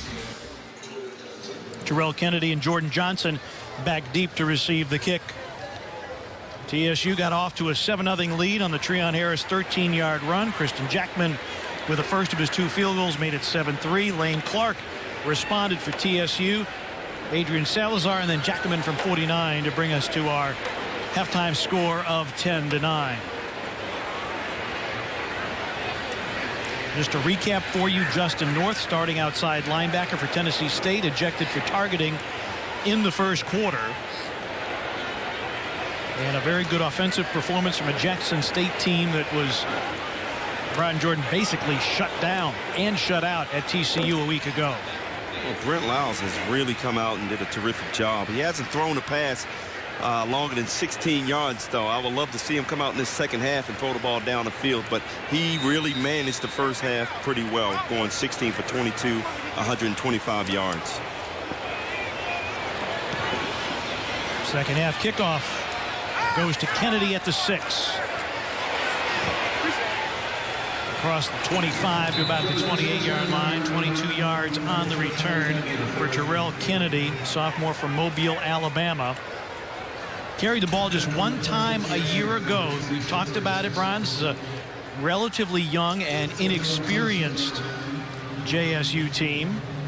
Jaron Morikawa played quarterback for most of last year.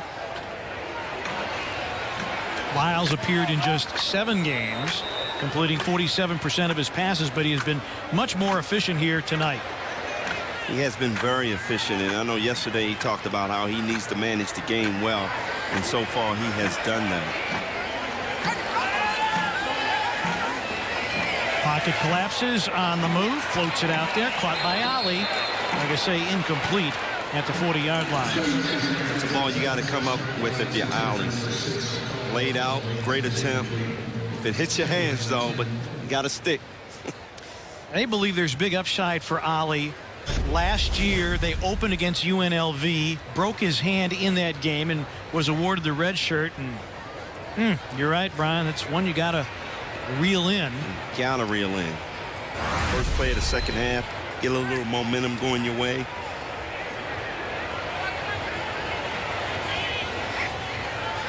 Second down and 10 for Lyles and Jackson State.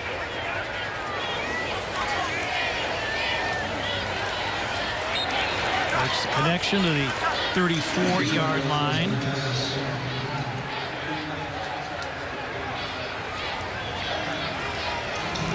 Colin Ritchie, tight end, gets an easy pass across the middle. Freshman starting ahead of Shaquille Ward, the upperclassman. Give Tony Hughes a lot of credit. I mean, he's brought in some pretty good freshmen in his first recruiting year. He's always been known as a very good recruiter. Brings up third down and 4. Lyles, quarterback draw. got the first down to the 41-yard line. A little reversal here, seeing Brent Lyles use his legs, pick up a first down. Aquarius Cook on the stop for TSU.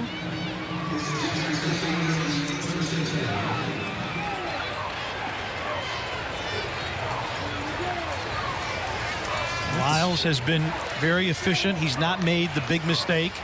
I have to say, this offense has been pretty impressive after the score last week in TCU.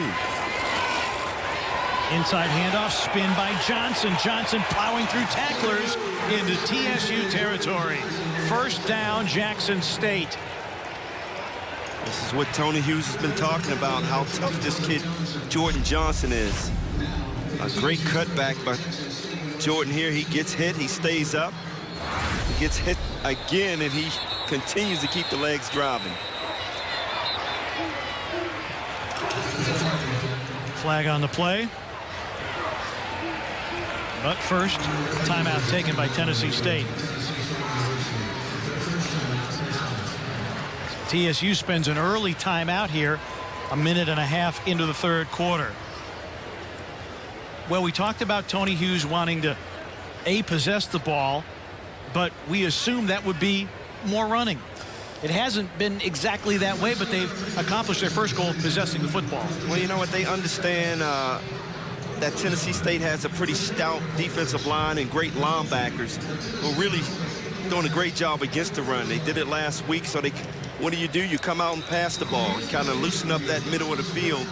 And as we continue to say, Brent Lyles, he's doing a great job controlling this ball game, managing it well, throwing short passes, safe passes, and great job, man. I mean, give Tony Hughes a lot of credit. His speech motivating these guys has really worked. Now, Tennessee State has dominated the series, winning 12 of the last 14 in the last 5 in a row. Last time Jackson State won this game was in 2011. First down run, Johnson. Showing some good shifty moves across the 40-yard line. Also showing his toughness. He's getting hit 1-2 times, but he continues to drive his legs and get a couple extra yards out of the play. Gary Patterson, the TCU head coach, was impressed with him. And Gary Patterson doesn't throw out a lot of compliments. Second down. Lyles able to step into a throw, complete over the middle. They get Carl Ollie, and boy, it's been a big night for Carl Ollie. Like I said, they feel he's got big upside. Tackled by Laquarius Cook, and Ollie with another reception, and it's another first down for Jackson State. Another safe play here. Just about a 15-yard hook, and the ball was thrown right on target. Lyles has been pretty accurate with all his throws.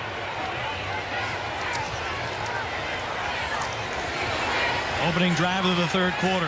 Lyles goes safely to the sideline. Kennedy out of bounds at the 23-yard line. Joseph Johnson in coverage for TSU. And I don't know if Kennedy's in a little bit of distress. He taps out. He's going to come out of the ballgame. Jordan Johnson will replace him. Hopefully that's not a bad injury. Looks like he's cramping up.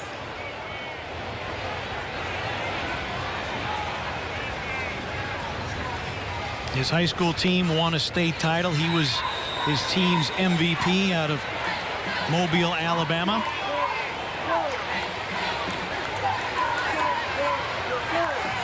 Second down and 7. Jackson State has not led in this ball game.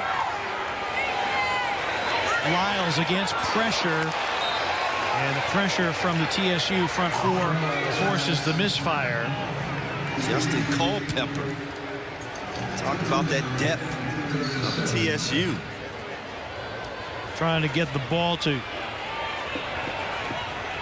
like Jordan Williams, listed as one of the 4 quarterbacks for JSU. But in the pattern there, that'll bring up third down and 7.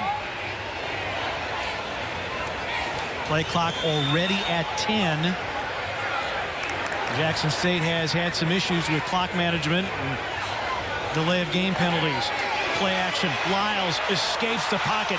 Breaks contained. It'll be 1st and goal for Jackson State. Vincent Sellers coming up from his safety spot to make the tackle, but Lyles making a play with his legs. A smart play. He looks downfield. It's not there. He tucks it away, runs right up the gut, and hustling. Good job there. Picks up 19, 1st and goal for Jackson State. This is where Jackson State struggles, getting in that red zone. Let's see if Brent Lyles can lead this team into the end zone. Benji Parrish comes in as a wide receiver. Johnson is one of the 2 setbacks, as this time Lyles will go from under center. Play action, rolling, deflected and intercepted. Joseph Johnson, and flags all over the field.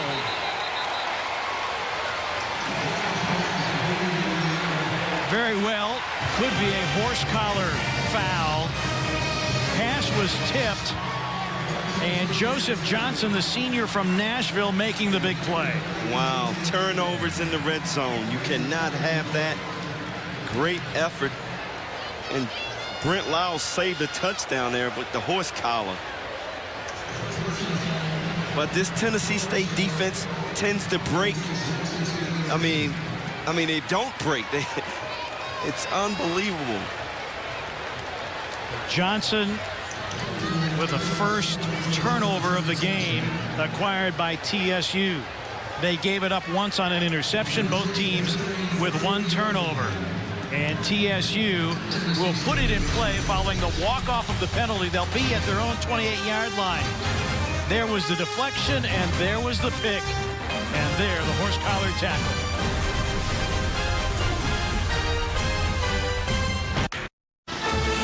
Back at the Liberty Bowl, Jackson State was driving for a go-ahead score, but they turn it over for the first time tonight, and they turn it over in the red zone.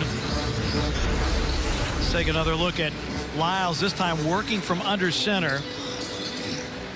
And the deflection of the pass, Jason Morrow. I mean, good penetration by the Tennessee State. Morrow gets in his face, knocks it down. And here's a saving tackle by Brent Lyles. But a horse collar tackle called, and the ball placed now at the 28-yard line. Treon Harris did a great job running the football, but big penetration by Jackson State. Blasting up the middle, Sean Bishop, along with Andre Lloyd. That's the way a linebacker is supposed to come up. Defensive line, you see Pope taking out 2 guys and making it easy for Sean Bishop to come up and make the big hit. Sabree Curtis fails to gain on the play. That's the value of Pope right there, taking out 2 offensive linemen, making it easy for his linebackers. 2nd down and 10. Harris. Slant pattern, Newbold, ankle tackle at the 36-yard line. He'll be a couple shy of the 1st down. Brandon Maiden the first to get there defensively for Jackson State. Treon Harris is going to have to make some plays with his legs. That was a good, easy slant.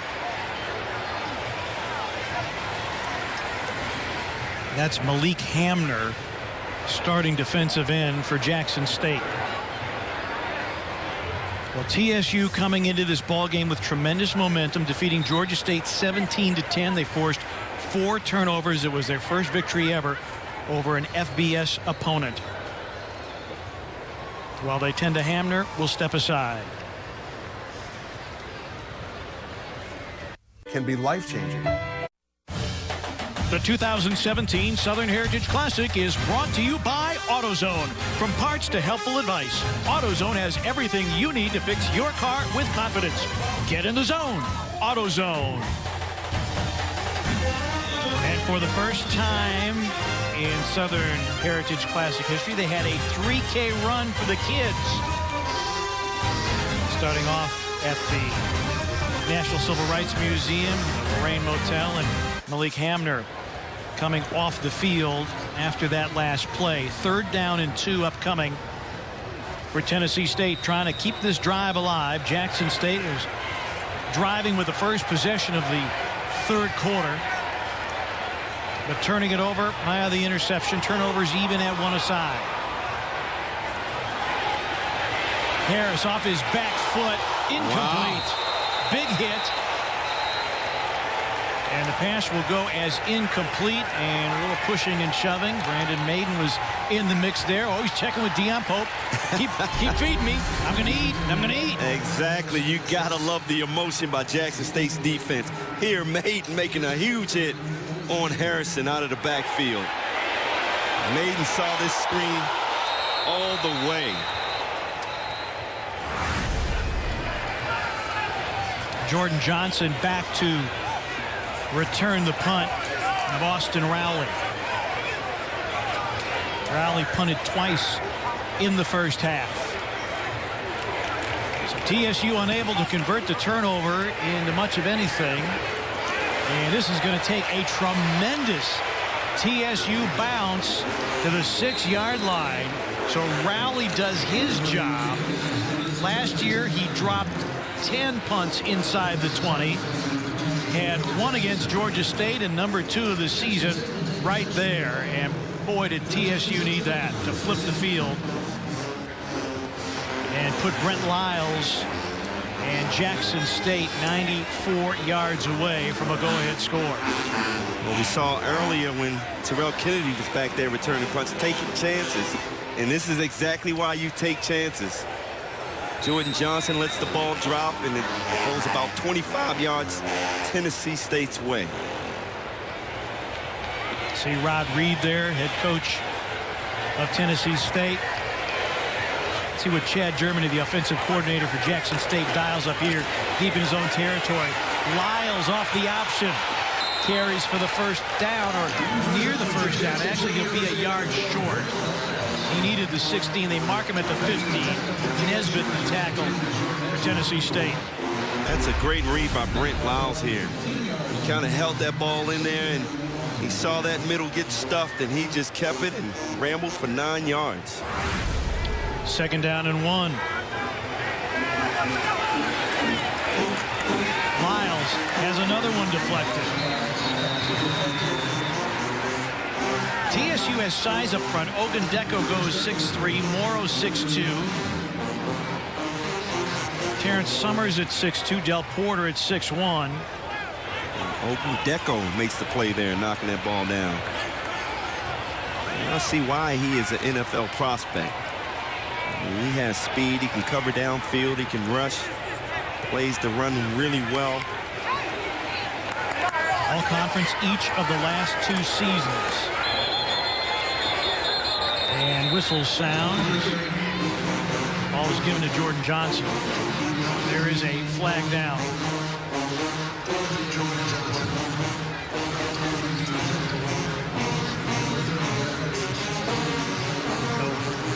Back to Jackson State up 5. Jackson State just keeps shooting themselves in the foot. Get a little momentum, penalty after penalty. 5 infractions whistled in the first half.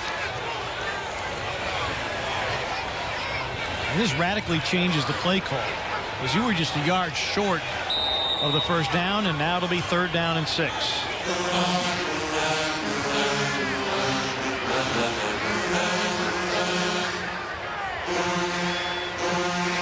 Empty backfield for Lyles.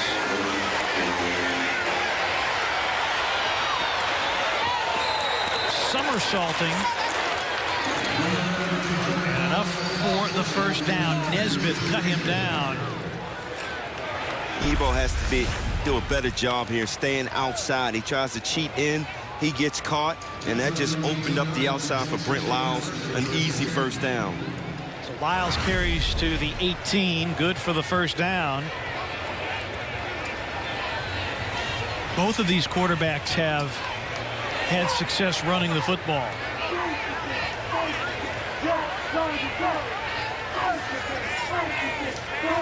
Defensive coordinator Gary Fisher takes out Ebo. He's probably getting the ear full.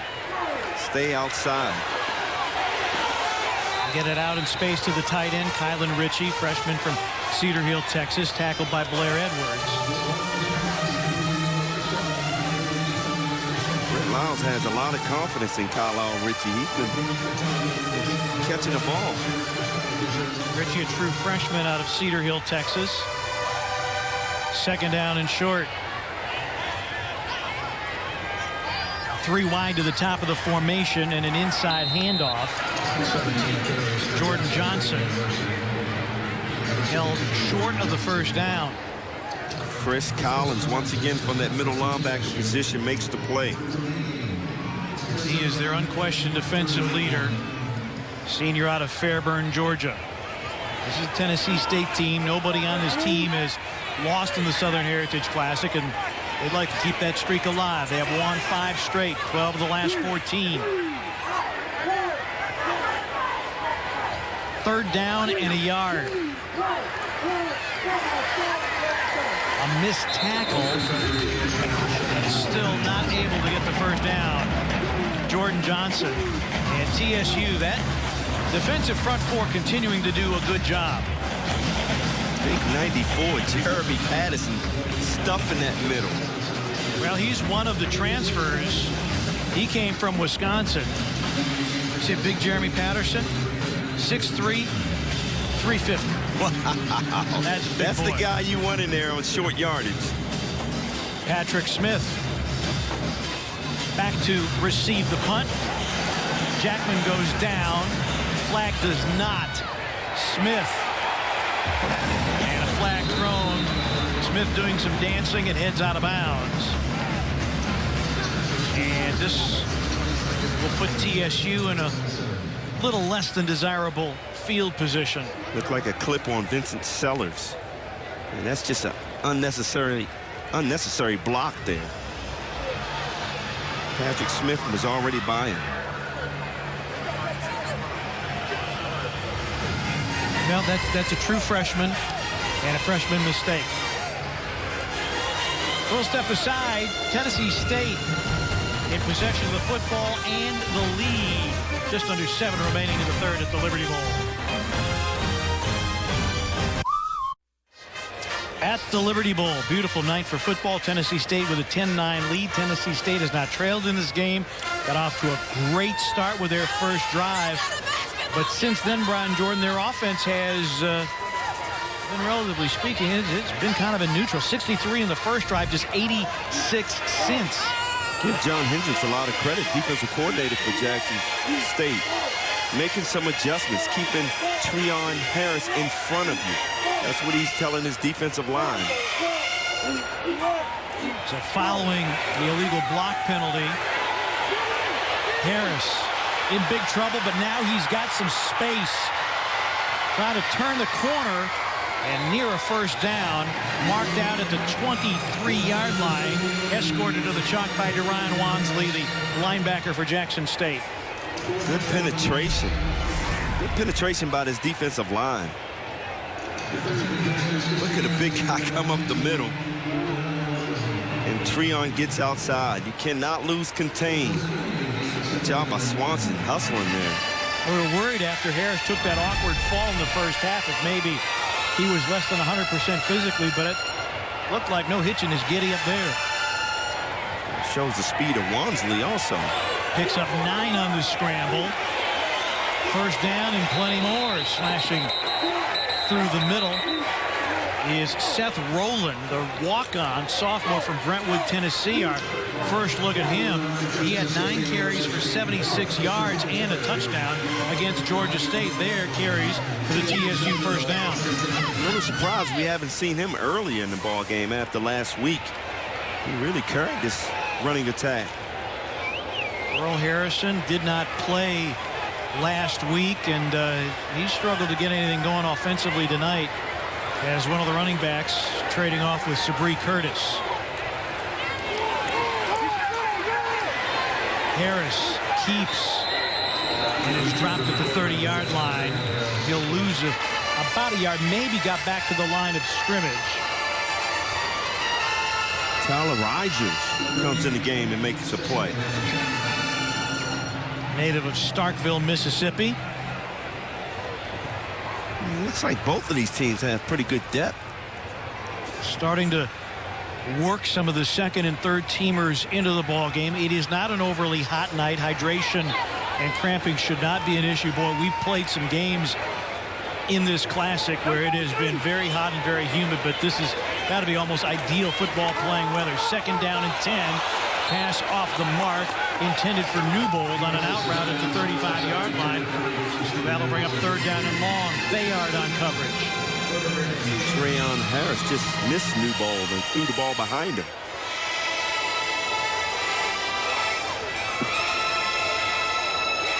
Somehow, some way, they're going to need Treon to throw the ball down the field, be more accurate.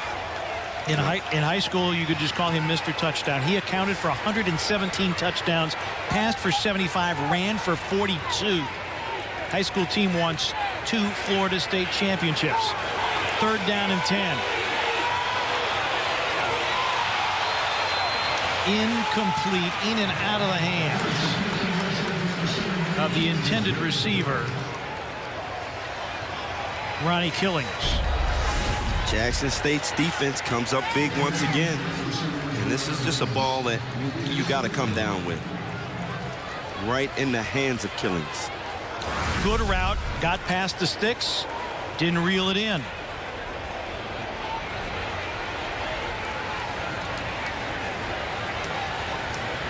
Rowley back on to punt for TSU.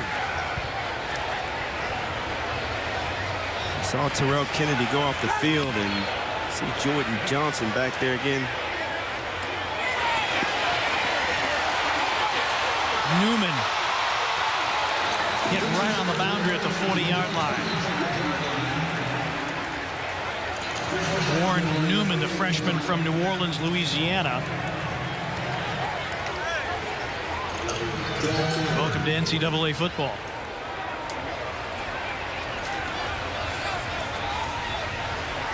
Marked out of bounds at his own 41-yard line, so Jackson State now with good field position. Had an opportunity to take the lead with the opening drive of the third quarter, but Lyles picked off by Joseph Johnson for the only JSU turnover of the game.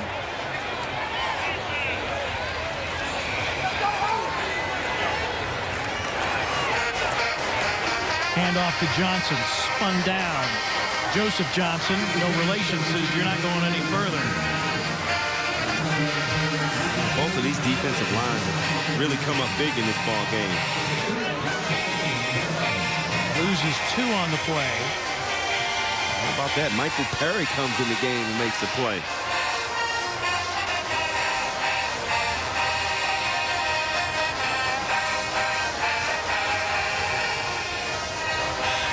Talked about Lyles getting some time last year. Jaron Morikawa was the primary starter, suffered a concussion in spring drills, and said that's enough for me. Second down and 12. Lyles complete. Keenan Young for the first down, and Jackson State moves the sticks. Really good route here. It's a little 10-yard turn it in, and the ball is right there. I mean, Brent Lyles have been on target all day long. Nesbitt giving a lot of cushion. Jackson State on the TSU side of the field at the 48 with a new set of downs. That's another freshman, Keenan Young, making the play there. Jordan Johnson. Joseph Johnson says hi. We've met before. Latrell Lee also there on the tackle. Well, when you look at Jackson State, and Dan Williams was so good for them as a wide receiver, they're having to make up for that by committing. And we've seen Carl Ollie step up, Keenan Young, Miguel James. A lot of young receivers for Brent Lyles to throw to.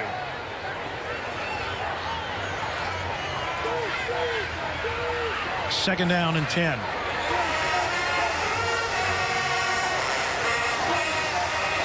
Kennedy. TSU thinks that the ball came loose, but Kennedy was down. Chris Collins, the first on the play. Pickup of maybe 1.5 yards. That'll bring up third down and long. Jackson State cannot run against this TSU defense. Chris Collins is all over the place. He is stuffing that middle up. Collins had the great game against Georgia State. 12 tackles, 3 for loss, and a sack. 3rd down and 9. Lyles, pressure.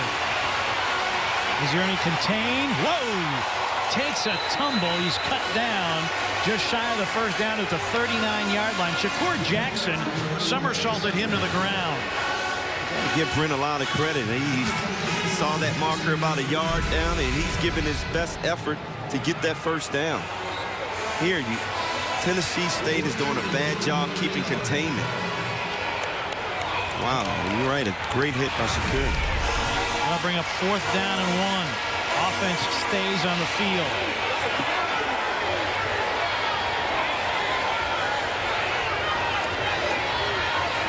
Johnson gets the call, spins, and has the 1st down to the 37-yard line. Good job bouncing off the 1st hit, keeping his legs driving, getting the 1st down. Look at those big guys up front. I mean, good spin by Johnson. And this is what Tony Hughes is talking about. He is a tough guy. So a new set of downs for Jordan Johnson and the Jackson State Tigers.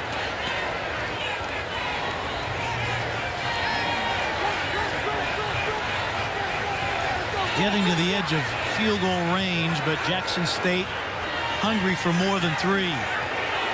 Lyles. Oh, broken up, intended for Carl Ollie. Very tight window, and Lyles very fortunate to not have that one pick. Neiman Armstrong in on the coverage. That was a dangerous throw. Trying to thread the needle here. All right, you're a former DB. Walk us through this. Well, the safety is looking at him, reading his eyes, and makes the break here.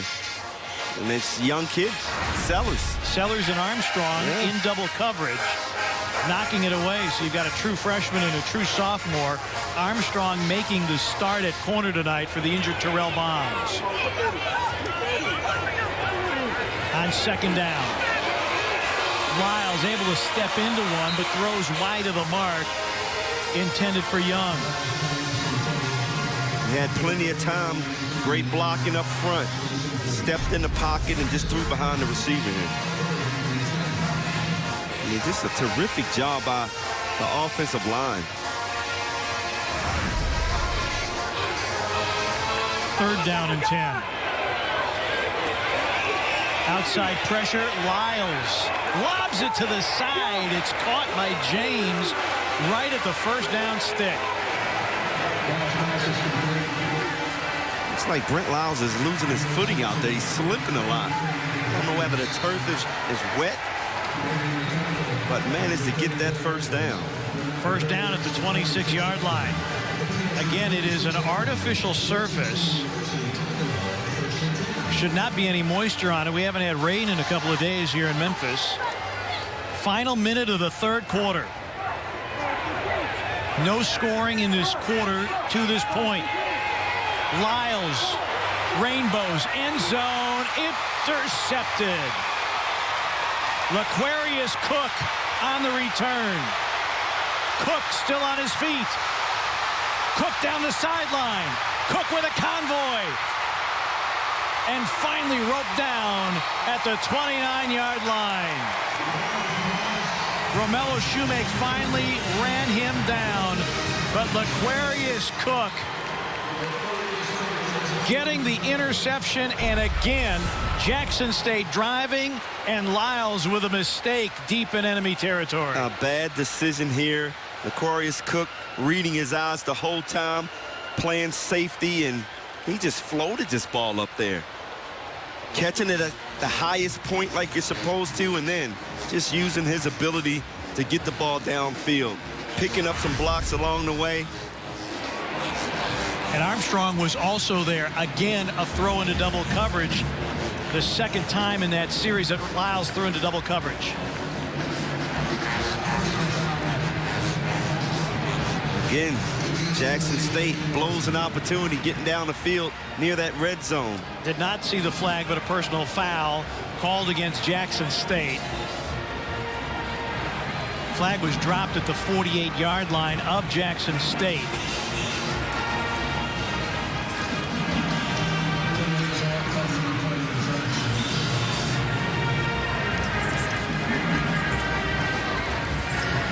Beg your pardon, Tennessee State with the personal foul. They mark it off from the spot of the infraction, and great return is negated, but still good field position for TSU at the 45-yard line. Let's see if Treon Harris can pick it up here. A little momentum going Tennessee State's way just at the end of the third quarter. 5 receivers in an empty backfield on first down and 10. Jackson State shows blitz, and a whistle stops play and a flag from the linesman.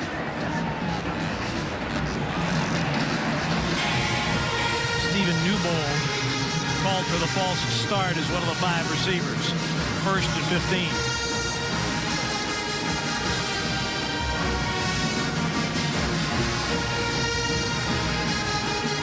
After the first 3 possessions of this game, Brian, we thought this was going to be a high-scoring affair. It has not been. Both the defensive coordinators doing a great job with strategy. Again, 5 in the pattern and an empty backfield for Treon Harris. Trying to pick his way. Knocked down at the 46. Treon Harris is going to have to figure out he's a quarterback, and maybe I should slide sometime and not take these hits. And that will do it for the third quarter of play in the 28th Southern Heritage Classic.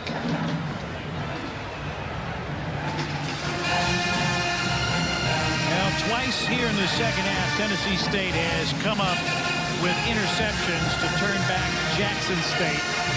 No scoring in the third quarter. It is still a 1-point lead. TSU hanging on for dear life. The pick by L'Aquarius Cook. Kindness. The 2017 Southern Heritage Classic is brought to you by the Memphis Convention and Visitors Bureau.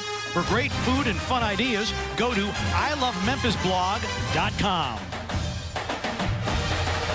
Well, part of the Southern Heritage Classic. Good music at the Orpheum in downtown Memphis. And you got to have your picture with Ed Too Tall Jones. Well, he still looked like he can play. Yeah.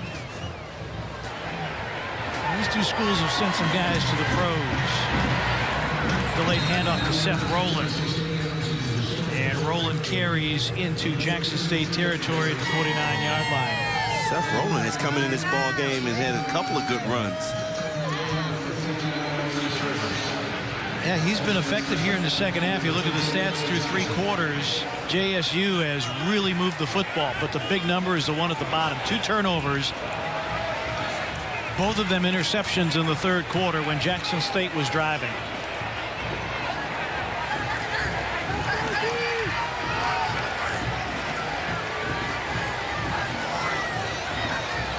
Third down and 4, trying to keep the drive alive.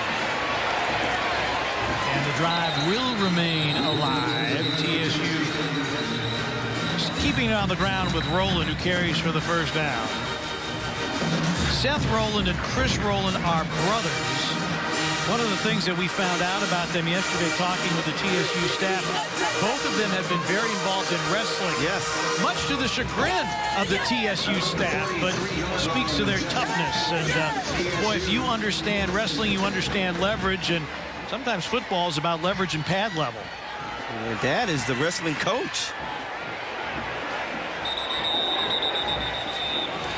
And a timeout has been taken now. This could be a big item. That's the second timeout that Tennessee State has taken here in the second half. That will leave them with just 1. Jackson State has its full complement of 3 timeouts. Especially late in the game, a tight ball game, 10-9. Really want to hold on to those timeouts. Jackson State trying to end a 5-game losing streak overall, 5-game losing streak in this series, and boy, hurting their own cause. We've talked about Brent Lyles, how efficient he has been, but it's made it. One was a deflection and the other was just a flat-out bad decision. This is just a great deflection and the interception. But this next one is just a bad decision here. You're driving down the field, making short passes, and you just flow the ball out there. And TSU defense continues to stand strong down in the red zone. Johnson and Cook with the picks in the third quarter. First down and 10. Harris, backside pursuit, takes a big hit at the 48-yard line. Darius Woods and Eric Bowie combined to take him to the turf. Treon is holding the ball too long. I thought he had the receiver wide open right there on the sideline, and he just tucked away there. I mean, you got to throw that ball. That was one of the things that Rod Reed said after the victory over Georgia State. Treon missed some reads, and I'll tell you what, if I'm Rod Reed, my quarterback's getting hit way too much. Yes. He also said he was going to simplify the offense for him. Second down and long. Harris, plenty of time. Over the middle, complete. Down to the 22-yard line.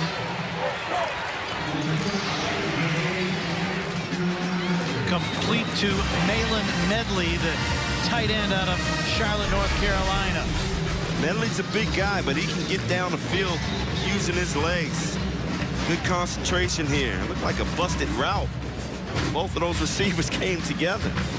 Brandon Maiden on the tackle, but not until the first down achieved by TSU. 2 minutes gone by in the fourth quarter.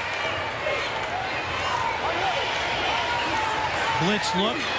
Harris forced to pull it down. Takes another hit and taken out of bounds at the 19-yard line by Brandon Maiden and Sean Bishop. There's another situation. I felt like he had the receiver, Nubo, wide open down in the end zone. But he must lack confidence in his arm. He has to get rid of that ball. Last week he was 12 of 25. Through 3 quarters he was just 4 of 14 in throwing the football. He's done more damage with his legs than he has with his arm to this point. Second down and 6. Handoff, Rowland. He'll be a couple shy of the first down at the 15-yard line. Seth Rowland is getting some good yardage up the middle. You don't want to call this guy short, though. You will get him mad. But he is strong. 5'6" and 185 is what the program says. Hey, Rod Reed said don't call him short. That might make him angry. I just said he's 5'6". I'm not one to talk. I'm vertically challenged as well. Third down and 2. High snap. Get it to Rowland. But he is held short. Fails to gain. Brought down at the 15 by Deion Pope. It's a bad read by Treon Harris. He should have grabbed that ball and took off to the outside. Well, you're well within the range of Lane Clark. Still be a 1-score ball game even if Clark is able to convert the field goal attempt.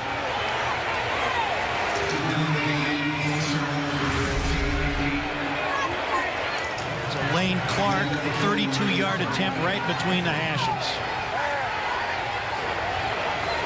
Preseason OVC all-conference pick as a place kicker. Good snap, good hold, good kick. But a flag has been dropped.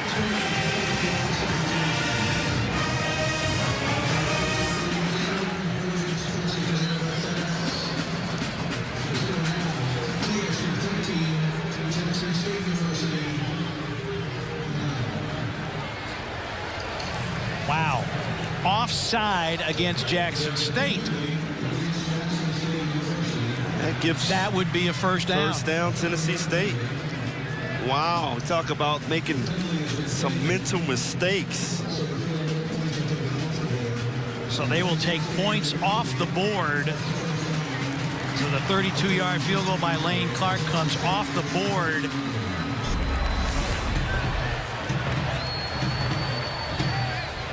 Just the flinch by Brandon Maiden. Wow, that's a costly penalty. So the ball is resting right on the 10-yard line. It's 1st and goal for Tennessee State.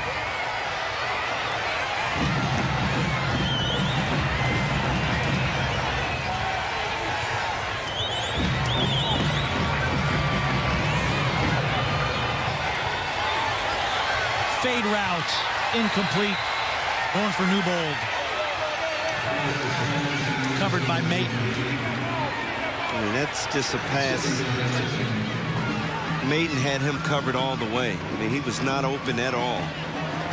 Treon trying to force that ball in. I know it's the second game, and I know Coach Reed said he's going to have to figure out this offense. It's about timing with the receivers.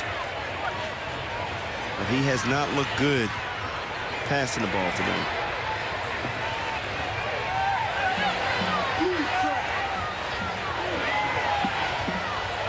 Second down and goal. Curtis Harrison, I beg your pardon, stretching for the end zone. Comes up just a yard short.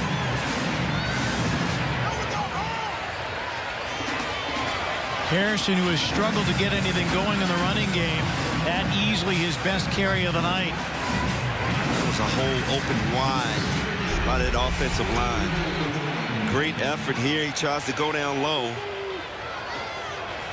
Looks like that knee is down as he's stretching out there. Third down and goal from inside the 1.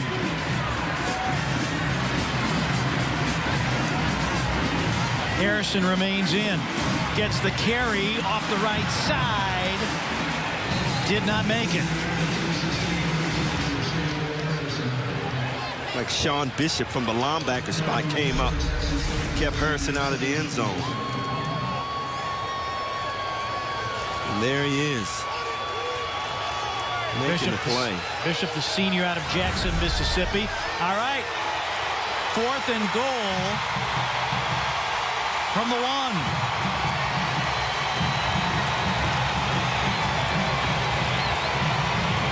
Play clock at 10 as TSU breaks the huddle.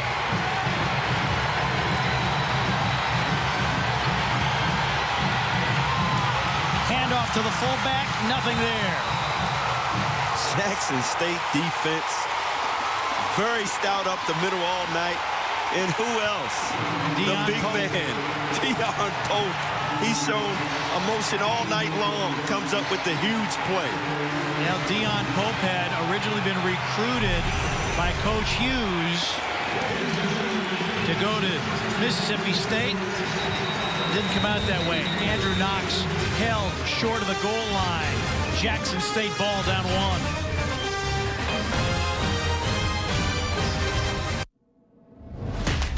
Excellence resonates throughout our campus. At the Liberty Bowl, we got a good one. 9:12 remaining in the 4th quarter.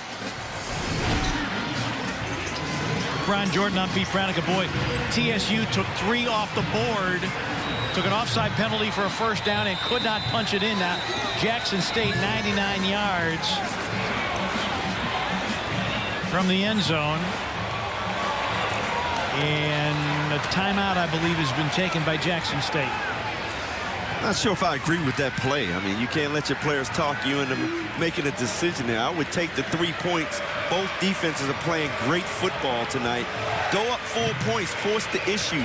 Make Jackson State go down and have to score a touchdown. Because Jackson State hasn't. They haven't all. Field goals. They haven't done it all night. Man, Deion Pope right up the middle. Just stuffing it. And I like this kid. He shows emotion. And I think the defense is feeding off of his emotion all night long, coming up with some huge plays. Yeah, he's played really well. We have not heard or seen much of Keontre Anderson tonight. Pope has been the defensive star for Jackson State. Well, that's why they play each other so well. I mean, when you key up on Anderson, Pope's going to make some plays. Danger time for Brent Lyles. Going to throw out of his own end zone. Going long, contact, no flag. Wow. Going for Carl Ollie down the sideline. Neiman Armstrong got away with one right there. Thought he got a little too physical down the field. I mean, the ball's up in the air, and he kind of tripped the receiver up a little bit. Saw Tony Hughes begging for a call. Credit to Chad Germany, the offensive coordinator. He said, hey, let's take a shot. We're inside our own 1 yard line. Play action. And that's complete. And get them out from beneath the shadow of their own goalposts. Kylan Ritchie, the young tight end. I love LaQuarius Cook. This kid reads the quarterback very well. He broke on that ball. Came up just a little short of making a play on that ball, but made the tackle right away. Makes all the secondary calls for Tennessee State. Had an interception in the third quarter, as did Joseph Johnson. Both teams squandering opportunities here in the second half. Couple of interceptions by Jackson State. TSU took 3 off the board and couldn't punch it in on a first and goal situation. And a sack. Wow. Lyles gets steamrolled. Coming in to make the tackle, Terrence Summers, the redshirt senior out of Springfield, Tennessee. Wow, Tennessee State brought everybody in here. Chris Collins getting a sack. Yeah, Summers rolls over the top, but you're right, it's Collins at the bottom of the pile.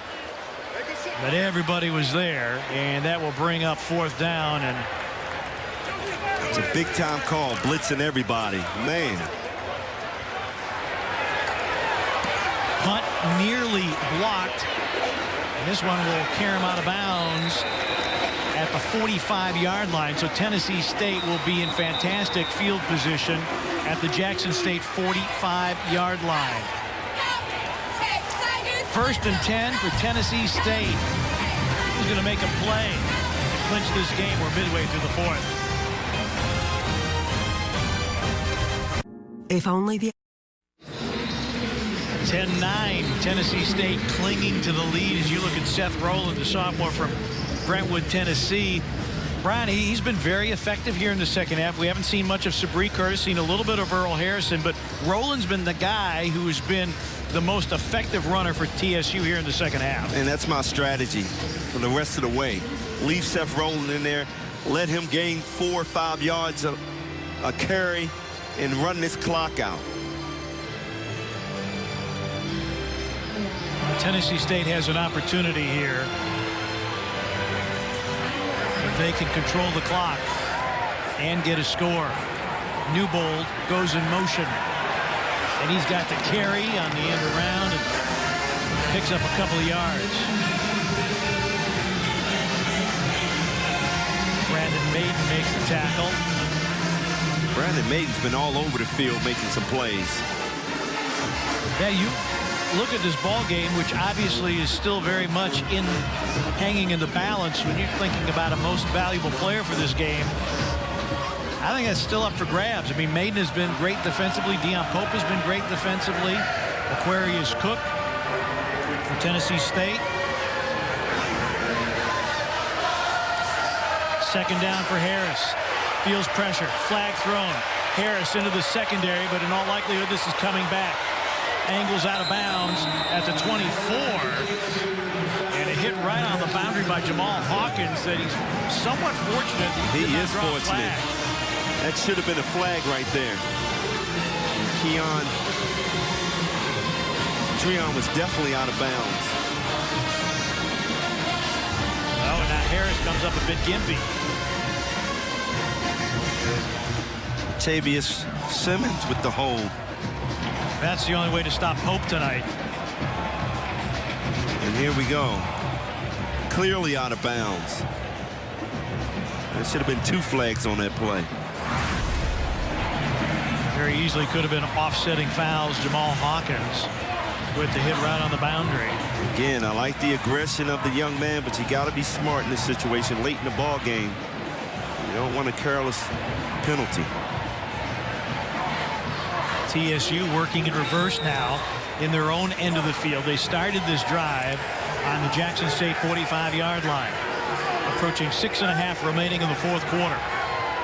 Tennessee State trying for a 6th consecutive victory in the series. Trying to go 2-0 on the season. Draw play. Rowland. Carries back into Jackson State territory, back to the original line of scrimmage at the 45-yard line. I like this kid, Seth Rowland here. I mean, he is a tough guy. Trying to get every inch. Tries to go up over top, and he almost stayed on his feet there. Dragged down by Andre Lloyd, whose dad was a police chief in Yazoo City, Mississippi. You do not mess with the Lloyd family. All right, 3rd down and 10. Under 6 to play.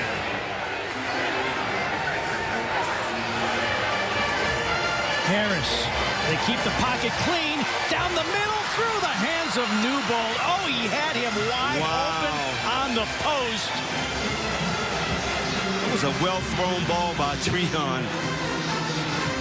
Stephen Newbold has to come up with that. He had the speed. He had him beat. Wow.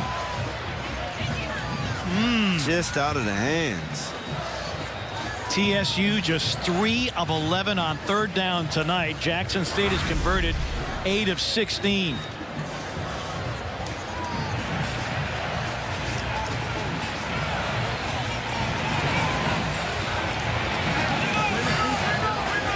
Warren Newman is back to receive the punt of Austin Rowley.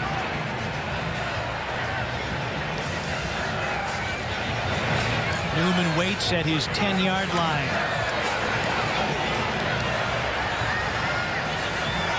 Rowley drops it inside the 20. See where they mark it. It'll be the 13-yard line. Jackson State puts it in play from their own 13 down a point.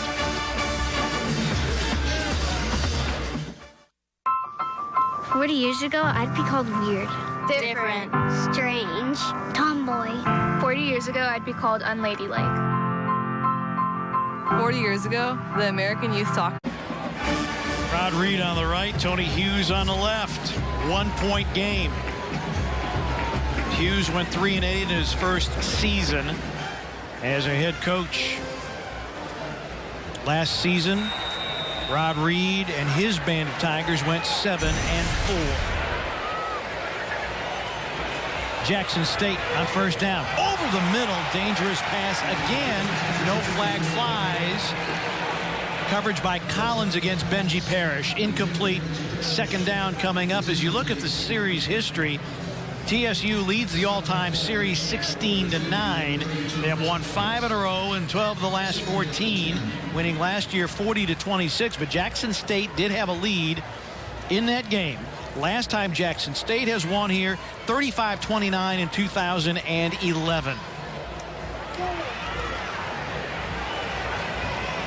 Brent Lyles cannot afford to make a mistake here. He needs to go back to that first half where he was just throwing short passes, short completions, and driving down the field. Here is a miscue.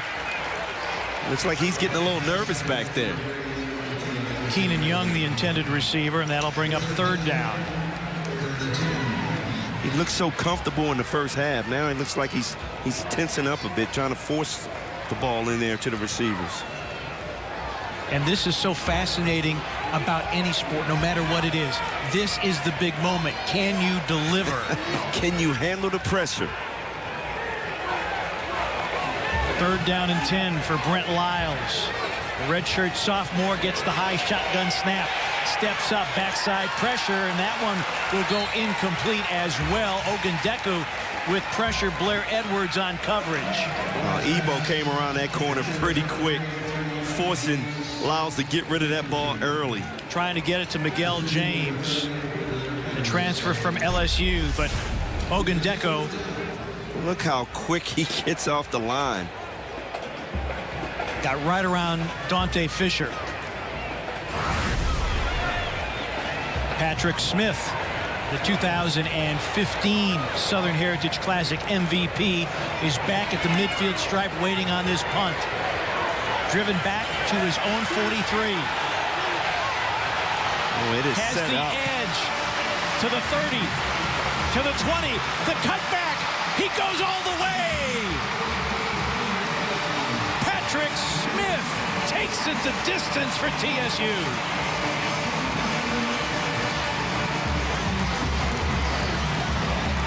"57 yards.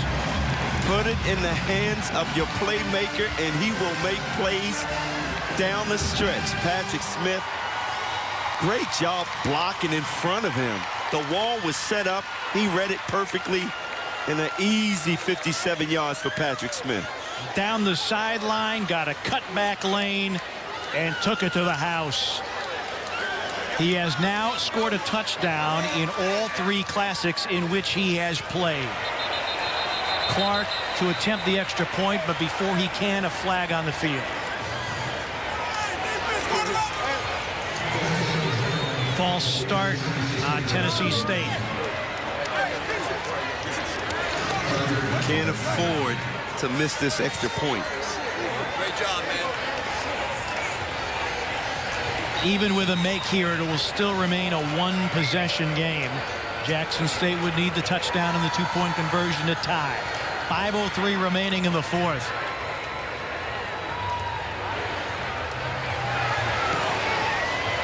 Dead solid perfect from Lane Clark, and it is an 8-point game courtesy of a 57-yard punt return from Patrick Smith.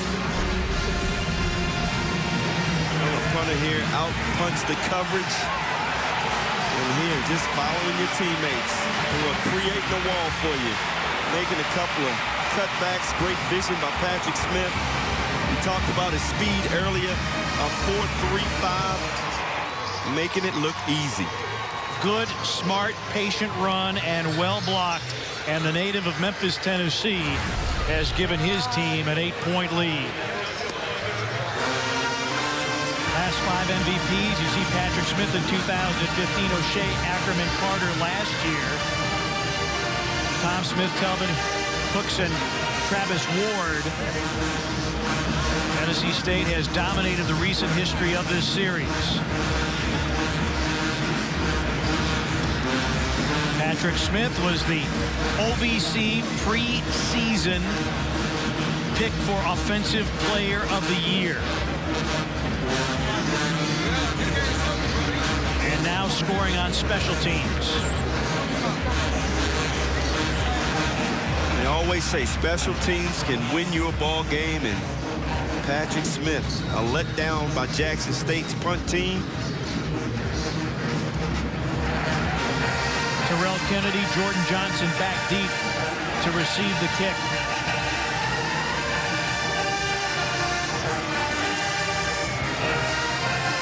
It'll be Kennedy. Stays on his feet. He's got a cutback lane. Beats the kicker. Kennedy. They won't catch him. Terrell Kennedy to the house.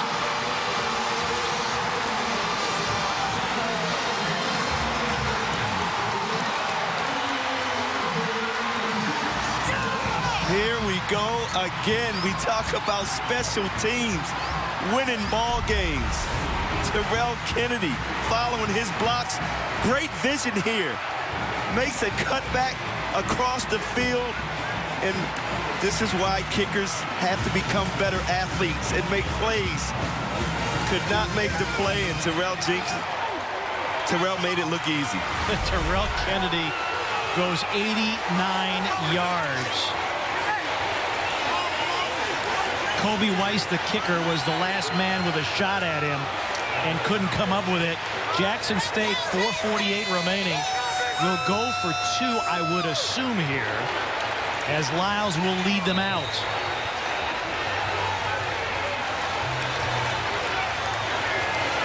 back-to-back kick returns for touchdowns, a punt return and a kickoff return.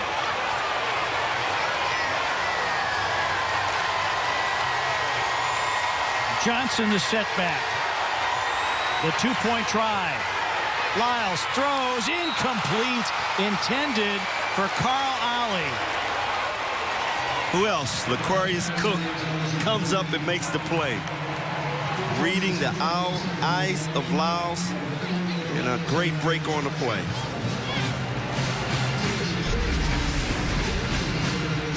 L'Quarius Cook just looking at Lyles' eyes. He breaks up and makes the play.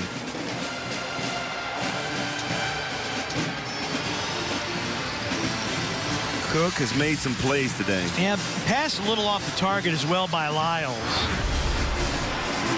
I think Ollie had a shot at that if the ball is perhaps a bit more accurate from Brett Lyles.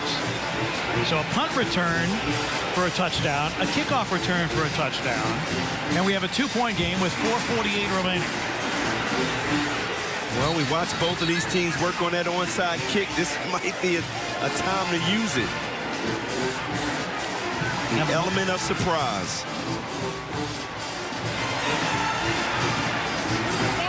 And it'll be Jackman to tee it up.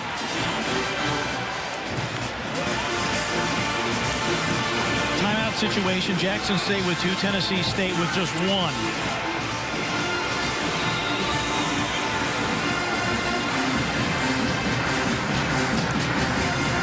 Chris Rowland is back as Jackman kicks it away.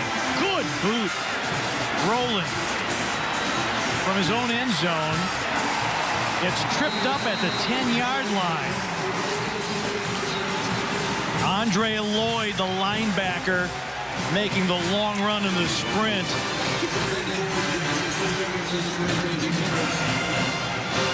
Andre Lloyd covering that kick, showing some speed. That's a middle linebacker. Wow. He got down there pretty quick. 6'2", 235, and he just flew down the field to track down Chris Rowland. We talked about how Jackson State is building this program around speed, and Andre Lloyd showed some speed there. From the 11. Handoff. Rowland. Small crease off the right side. Picked up maybe a yard. And for Tennessee State right now, it's all about ball possession.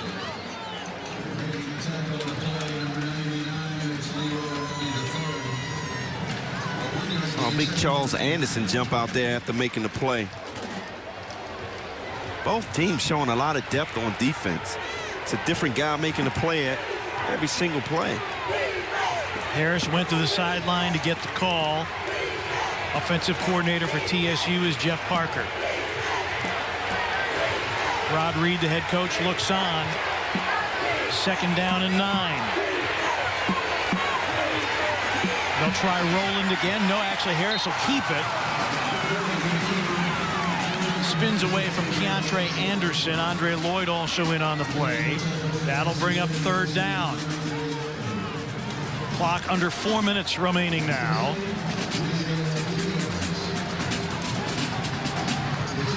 This is where your leader on offense, Treon Harris, is going to just have to take the ball and take control of this game.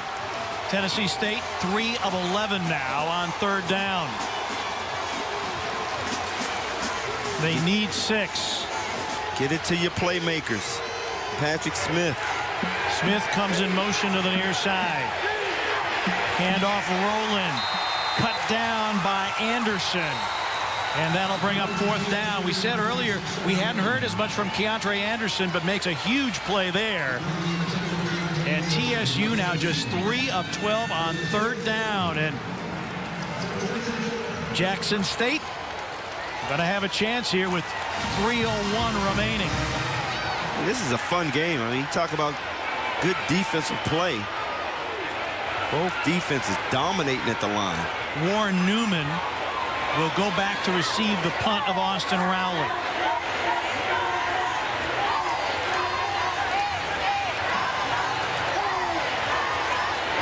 I'm not going to say I told you so, but we had this conversation yesterday. I said the kicking game is going to figure prominently in this game. It always does. It might be a bad snap. It might be a block kick. Well, tonight it's been returns. Rowley with the rugby-style kick. Didn't really get the roll that he was looking for. It will go out of bounds at the 46-yard line. Great field position for Jackson State here. Jackson State has a chance.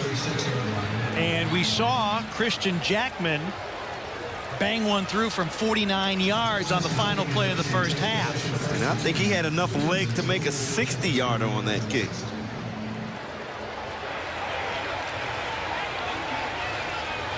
Well, here we go.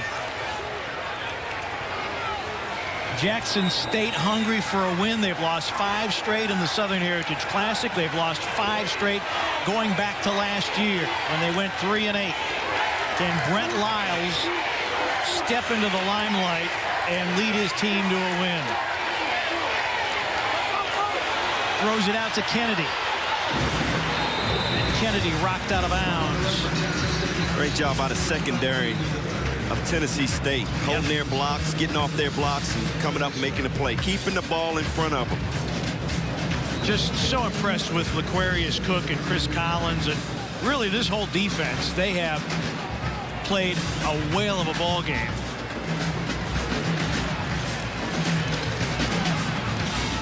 Loss of a yard on the play. 2nd down and 11.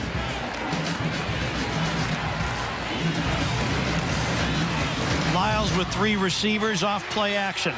Lyles over the middle, nearly intercepted by Ogundeko. And that might have been the ball game. Wow, I was watching Ebo the whole time. He did not rush in. He drops back. He's reading the eyes of Lyles. And wow, he could have made this play. He should have made this play. You're right, Peter. That would have been the ball game. Benji Parrish, the intended receiver, but again, Lyles throwing into double coverage as Ogundeko was converging on the play. 3rd down and 11. 2:12 remaining. This is the play of the game. Empty backfield for Lyles. Feels pressure. Ogundeko on the chase. Thrown. Was it caught? They're going to say yes, it's a catch for Carl Ali. At the 45-yard line, he will be a yard short of the first down. That would bring up 4th and 1.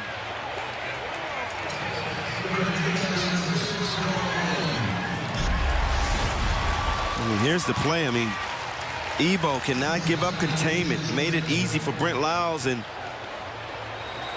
I'm not sure if he caught that ball.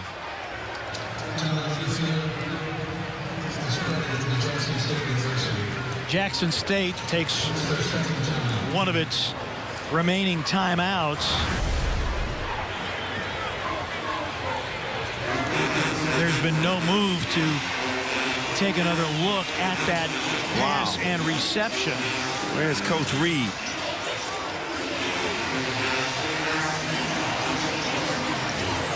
He's trying to get the attention of the officials.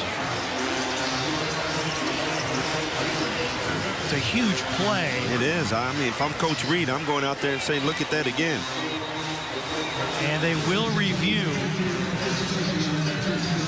to see if that was indeed a completed pass to Carl Ali.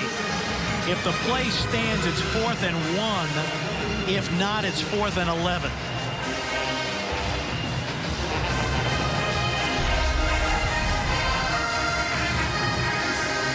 Kind of tough to see from this view, but it might have hit that turf, Peter. But is there something indisputable to overturn the call? Because again, the call on the field is a completed catch.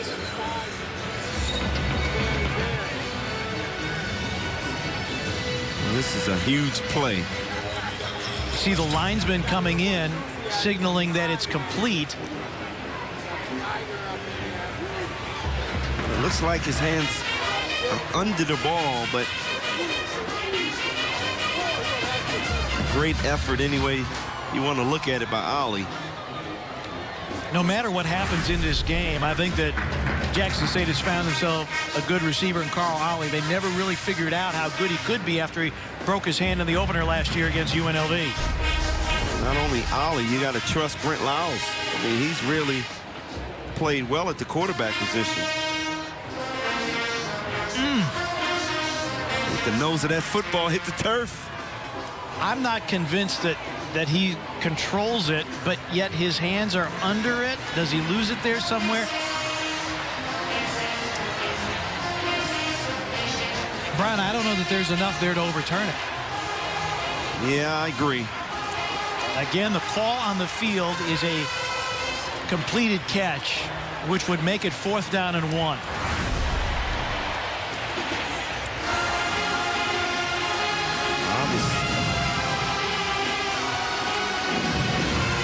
They're reviewing the catch and also the spot, because the spot, as originally ruled, would be about a yard short of the 1st down.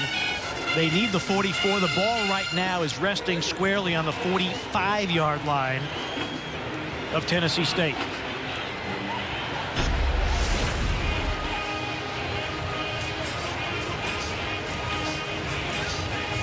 Well, if he made the catch, I'll tell you what, that if he makes the catch, that's a 1st down. Yeah.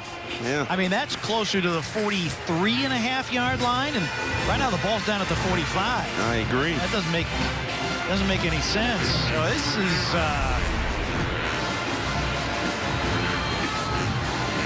this could end up being a Jackson State 1st down.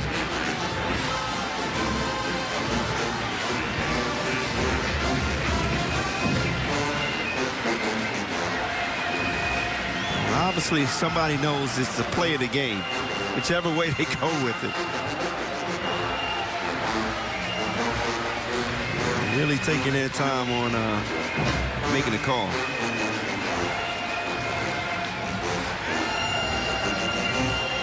As it stands now, 1:38 remaining, and it could be a Jackson State 1st down. It could be 4th and 11. Because I think, Brian, we agree that the spot of the ball right now at the 45-yard line is wrong.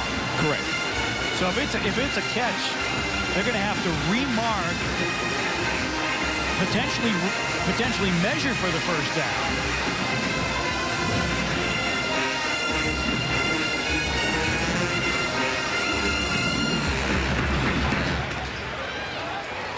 Well, I didn't expect this type of game. So right there, that's 40. And we're working on 4 minutes plus on the review. Incomplete pass. Wow.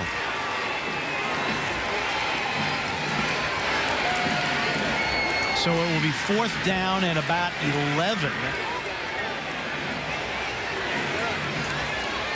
The ball's going to go back to the other 45.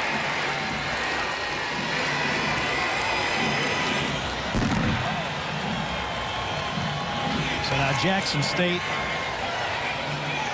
game on the line, 4th down and 11, 2:06 remaining. They have 1 timeout left. From Tennessee State, I'm sending everybody up the middle to force Brent Lyles to get rid of this ball quick.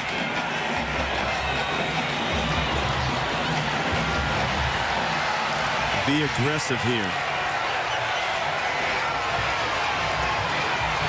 Lyles, clean pocket. That is deflected and nearly intercepted. And the ball will go over to Tennessee State on downs.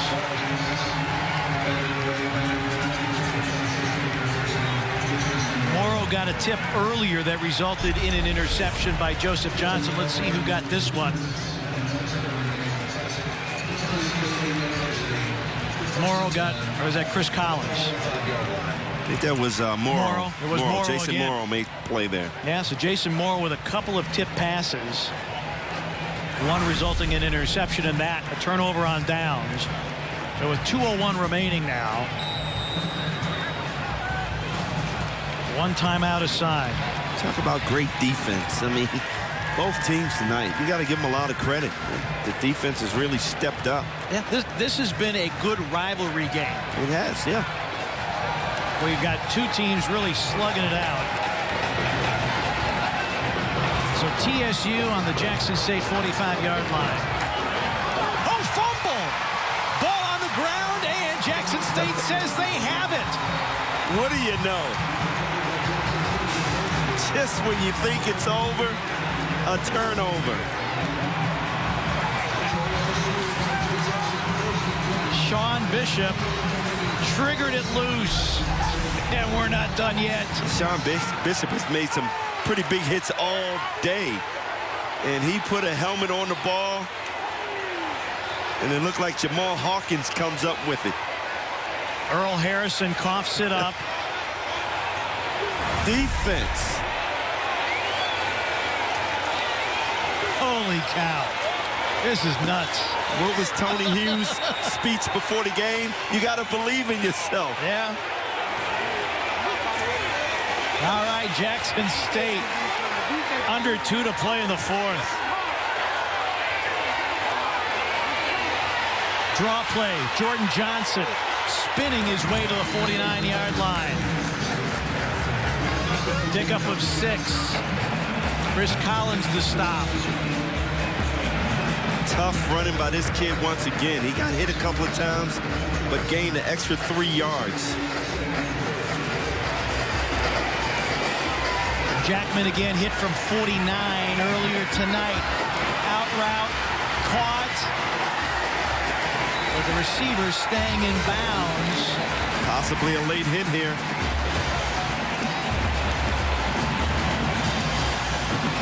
Jordan Williams credited with the catch, and then a flag on the play. There's a face mask. Wow.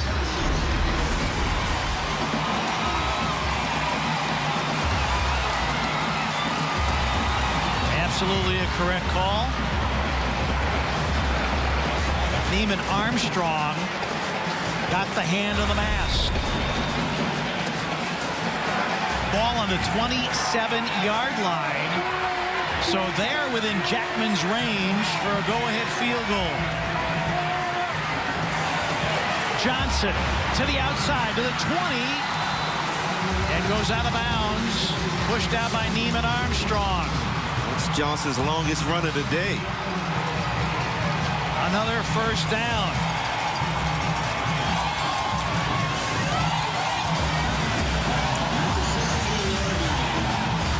Goes out of bounds, stops the clock with 64 seconds remaining.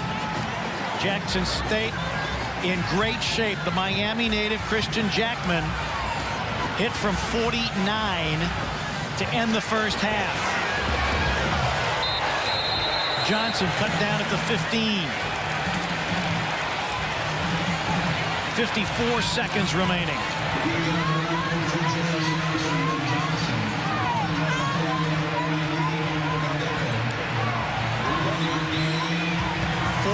Seconds, and the clock continues to roll. Second down and 9.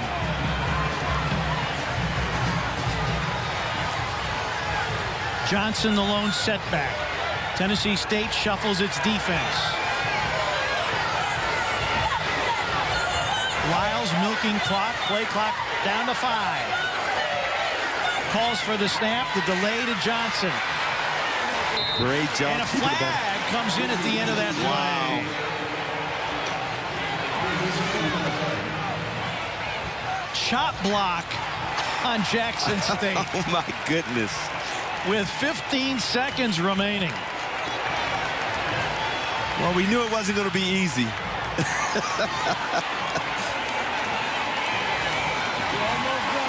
That is a 15-yard penalty.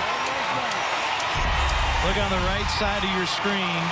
There it is. There it is. There's the chop.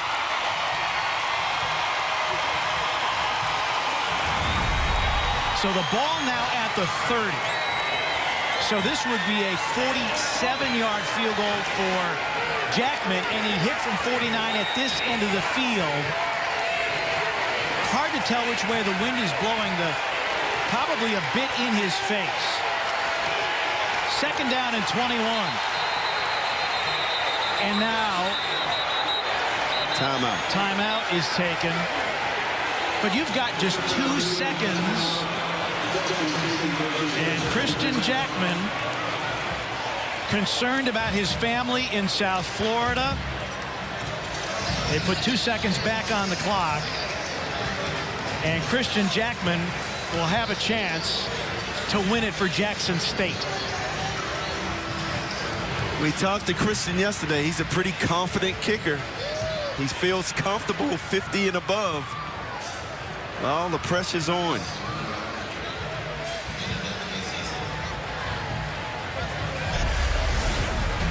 Talk about the great defensive play tonight by both teams. And Mr. Sean Bishop comes up with the big play, putting the helmet on the ball. And Jamal Hawkins makes the recovery. And that is exactly why Jackson State has a chance to win this ball game. 47 yards for Christian Jackman, the redshirt junior out of Miami. Salazar will hold it. 4 seconds on the clock. And a timeout called before Jackman nailed it. Tennessee State had one more timeout. You got to ice the kicker. Good timeout by Rod Reed. You've played the game, Brian. Do you really ice a kicker? Yes, you do. You do. I've seen it many times. Okay. And that's usually what happens when you call a timeout. The kicker makes it. And all of a sudden, I don't want to jinx Jackman, but usually they miss it, Peter.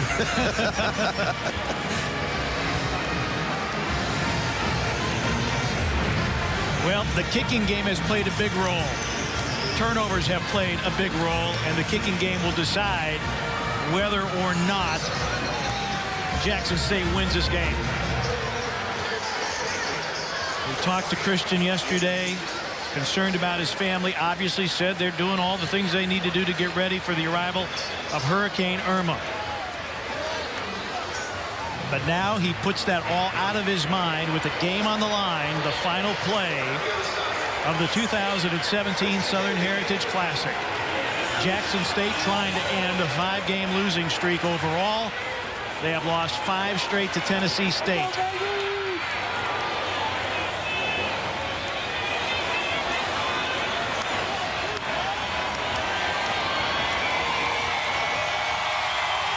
Tennessee State players urging their fans on the far side of the field to make some noise. Well, this is what we wanted to see. A really good game, and both teams, both defenses and special teams have really come through huge. Jackman had a 4 field goal game against Alabama A&M last year. He's trying to go 3 for 3 tonight. He's hit from 34-49. This from 47 for the game.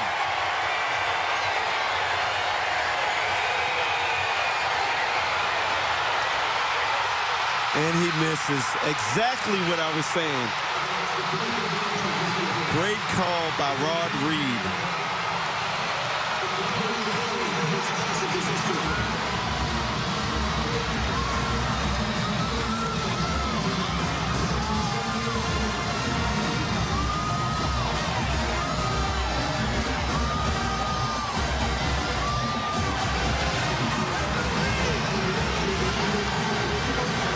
Feel for Christian Jackman, you don't have a heart. You're right.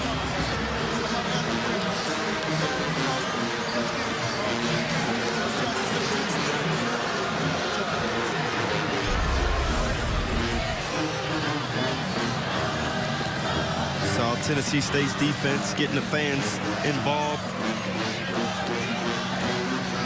Just to the left. Plenty of leg, but off target, laces were away.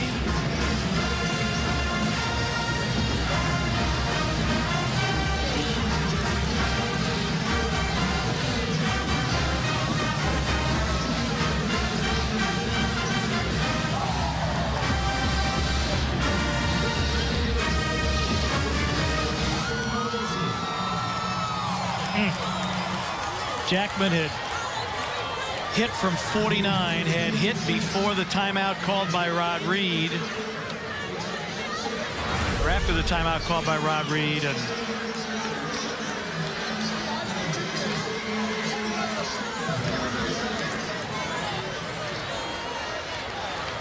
this is going to be a long bus ride back to Jackson for Christian Jackman and all of the Jackson State Tigers.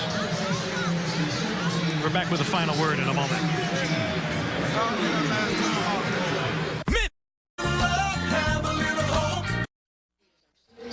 Tennessee State moves to 2-0 on the season. Jackson State to 0-2. TSU is now on the last 6 meetings between these two teams. And Brian Jordan, this one came down to the final play of the game. And I asked you, do you ice the kicker? And you said absolutely. And Rod Reed agrees with you. Waiting, and give me the timeout. I mean, it's a great call. I mean, I've seen it too many times, and I've seen it work too many times. And tonight, just another example. You have to take the chance there if you have a timeout left. And it worked out for Tennessee State and Rod Reed. Jackman hit after the timeout was called right down the middle. And on the second attempt, wide left. And so Tennessee State wins it 17-15. We'll be back in a moment. TSU.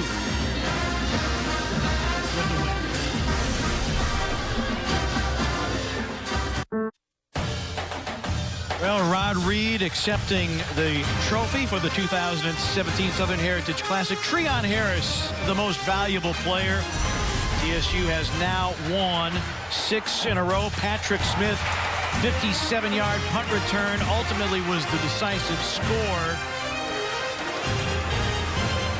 Terrell Kennedy, 89 yards on the kickoff return. Jackson State fails on the 2-point conversion. But Christian Jackman misses a 47-yard field goal at the gun, and Tennessee State escapes with a 2-point win. For Brian Jordan and the rest of our terrific Fox Sports crew, I'm Pete Pranica. Thanks so much for watching. TSU wins it by 2.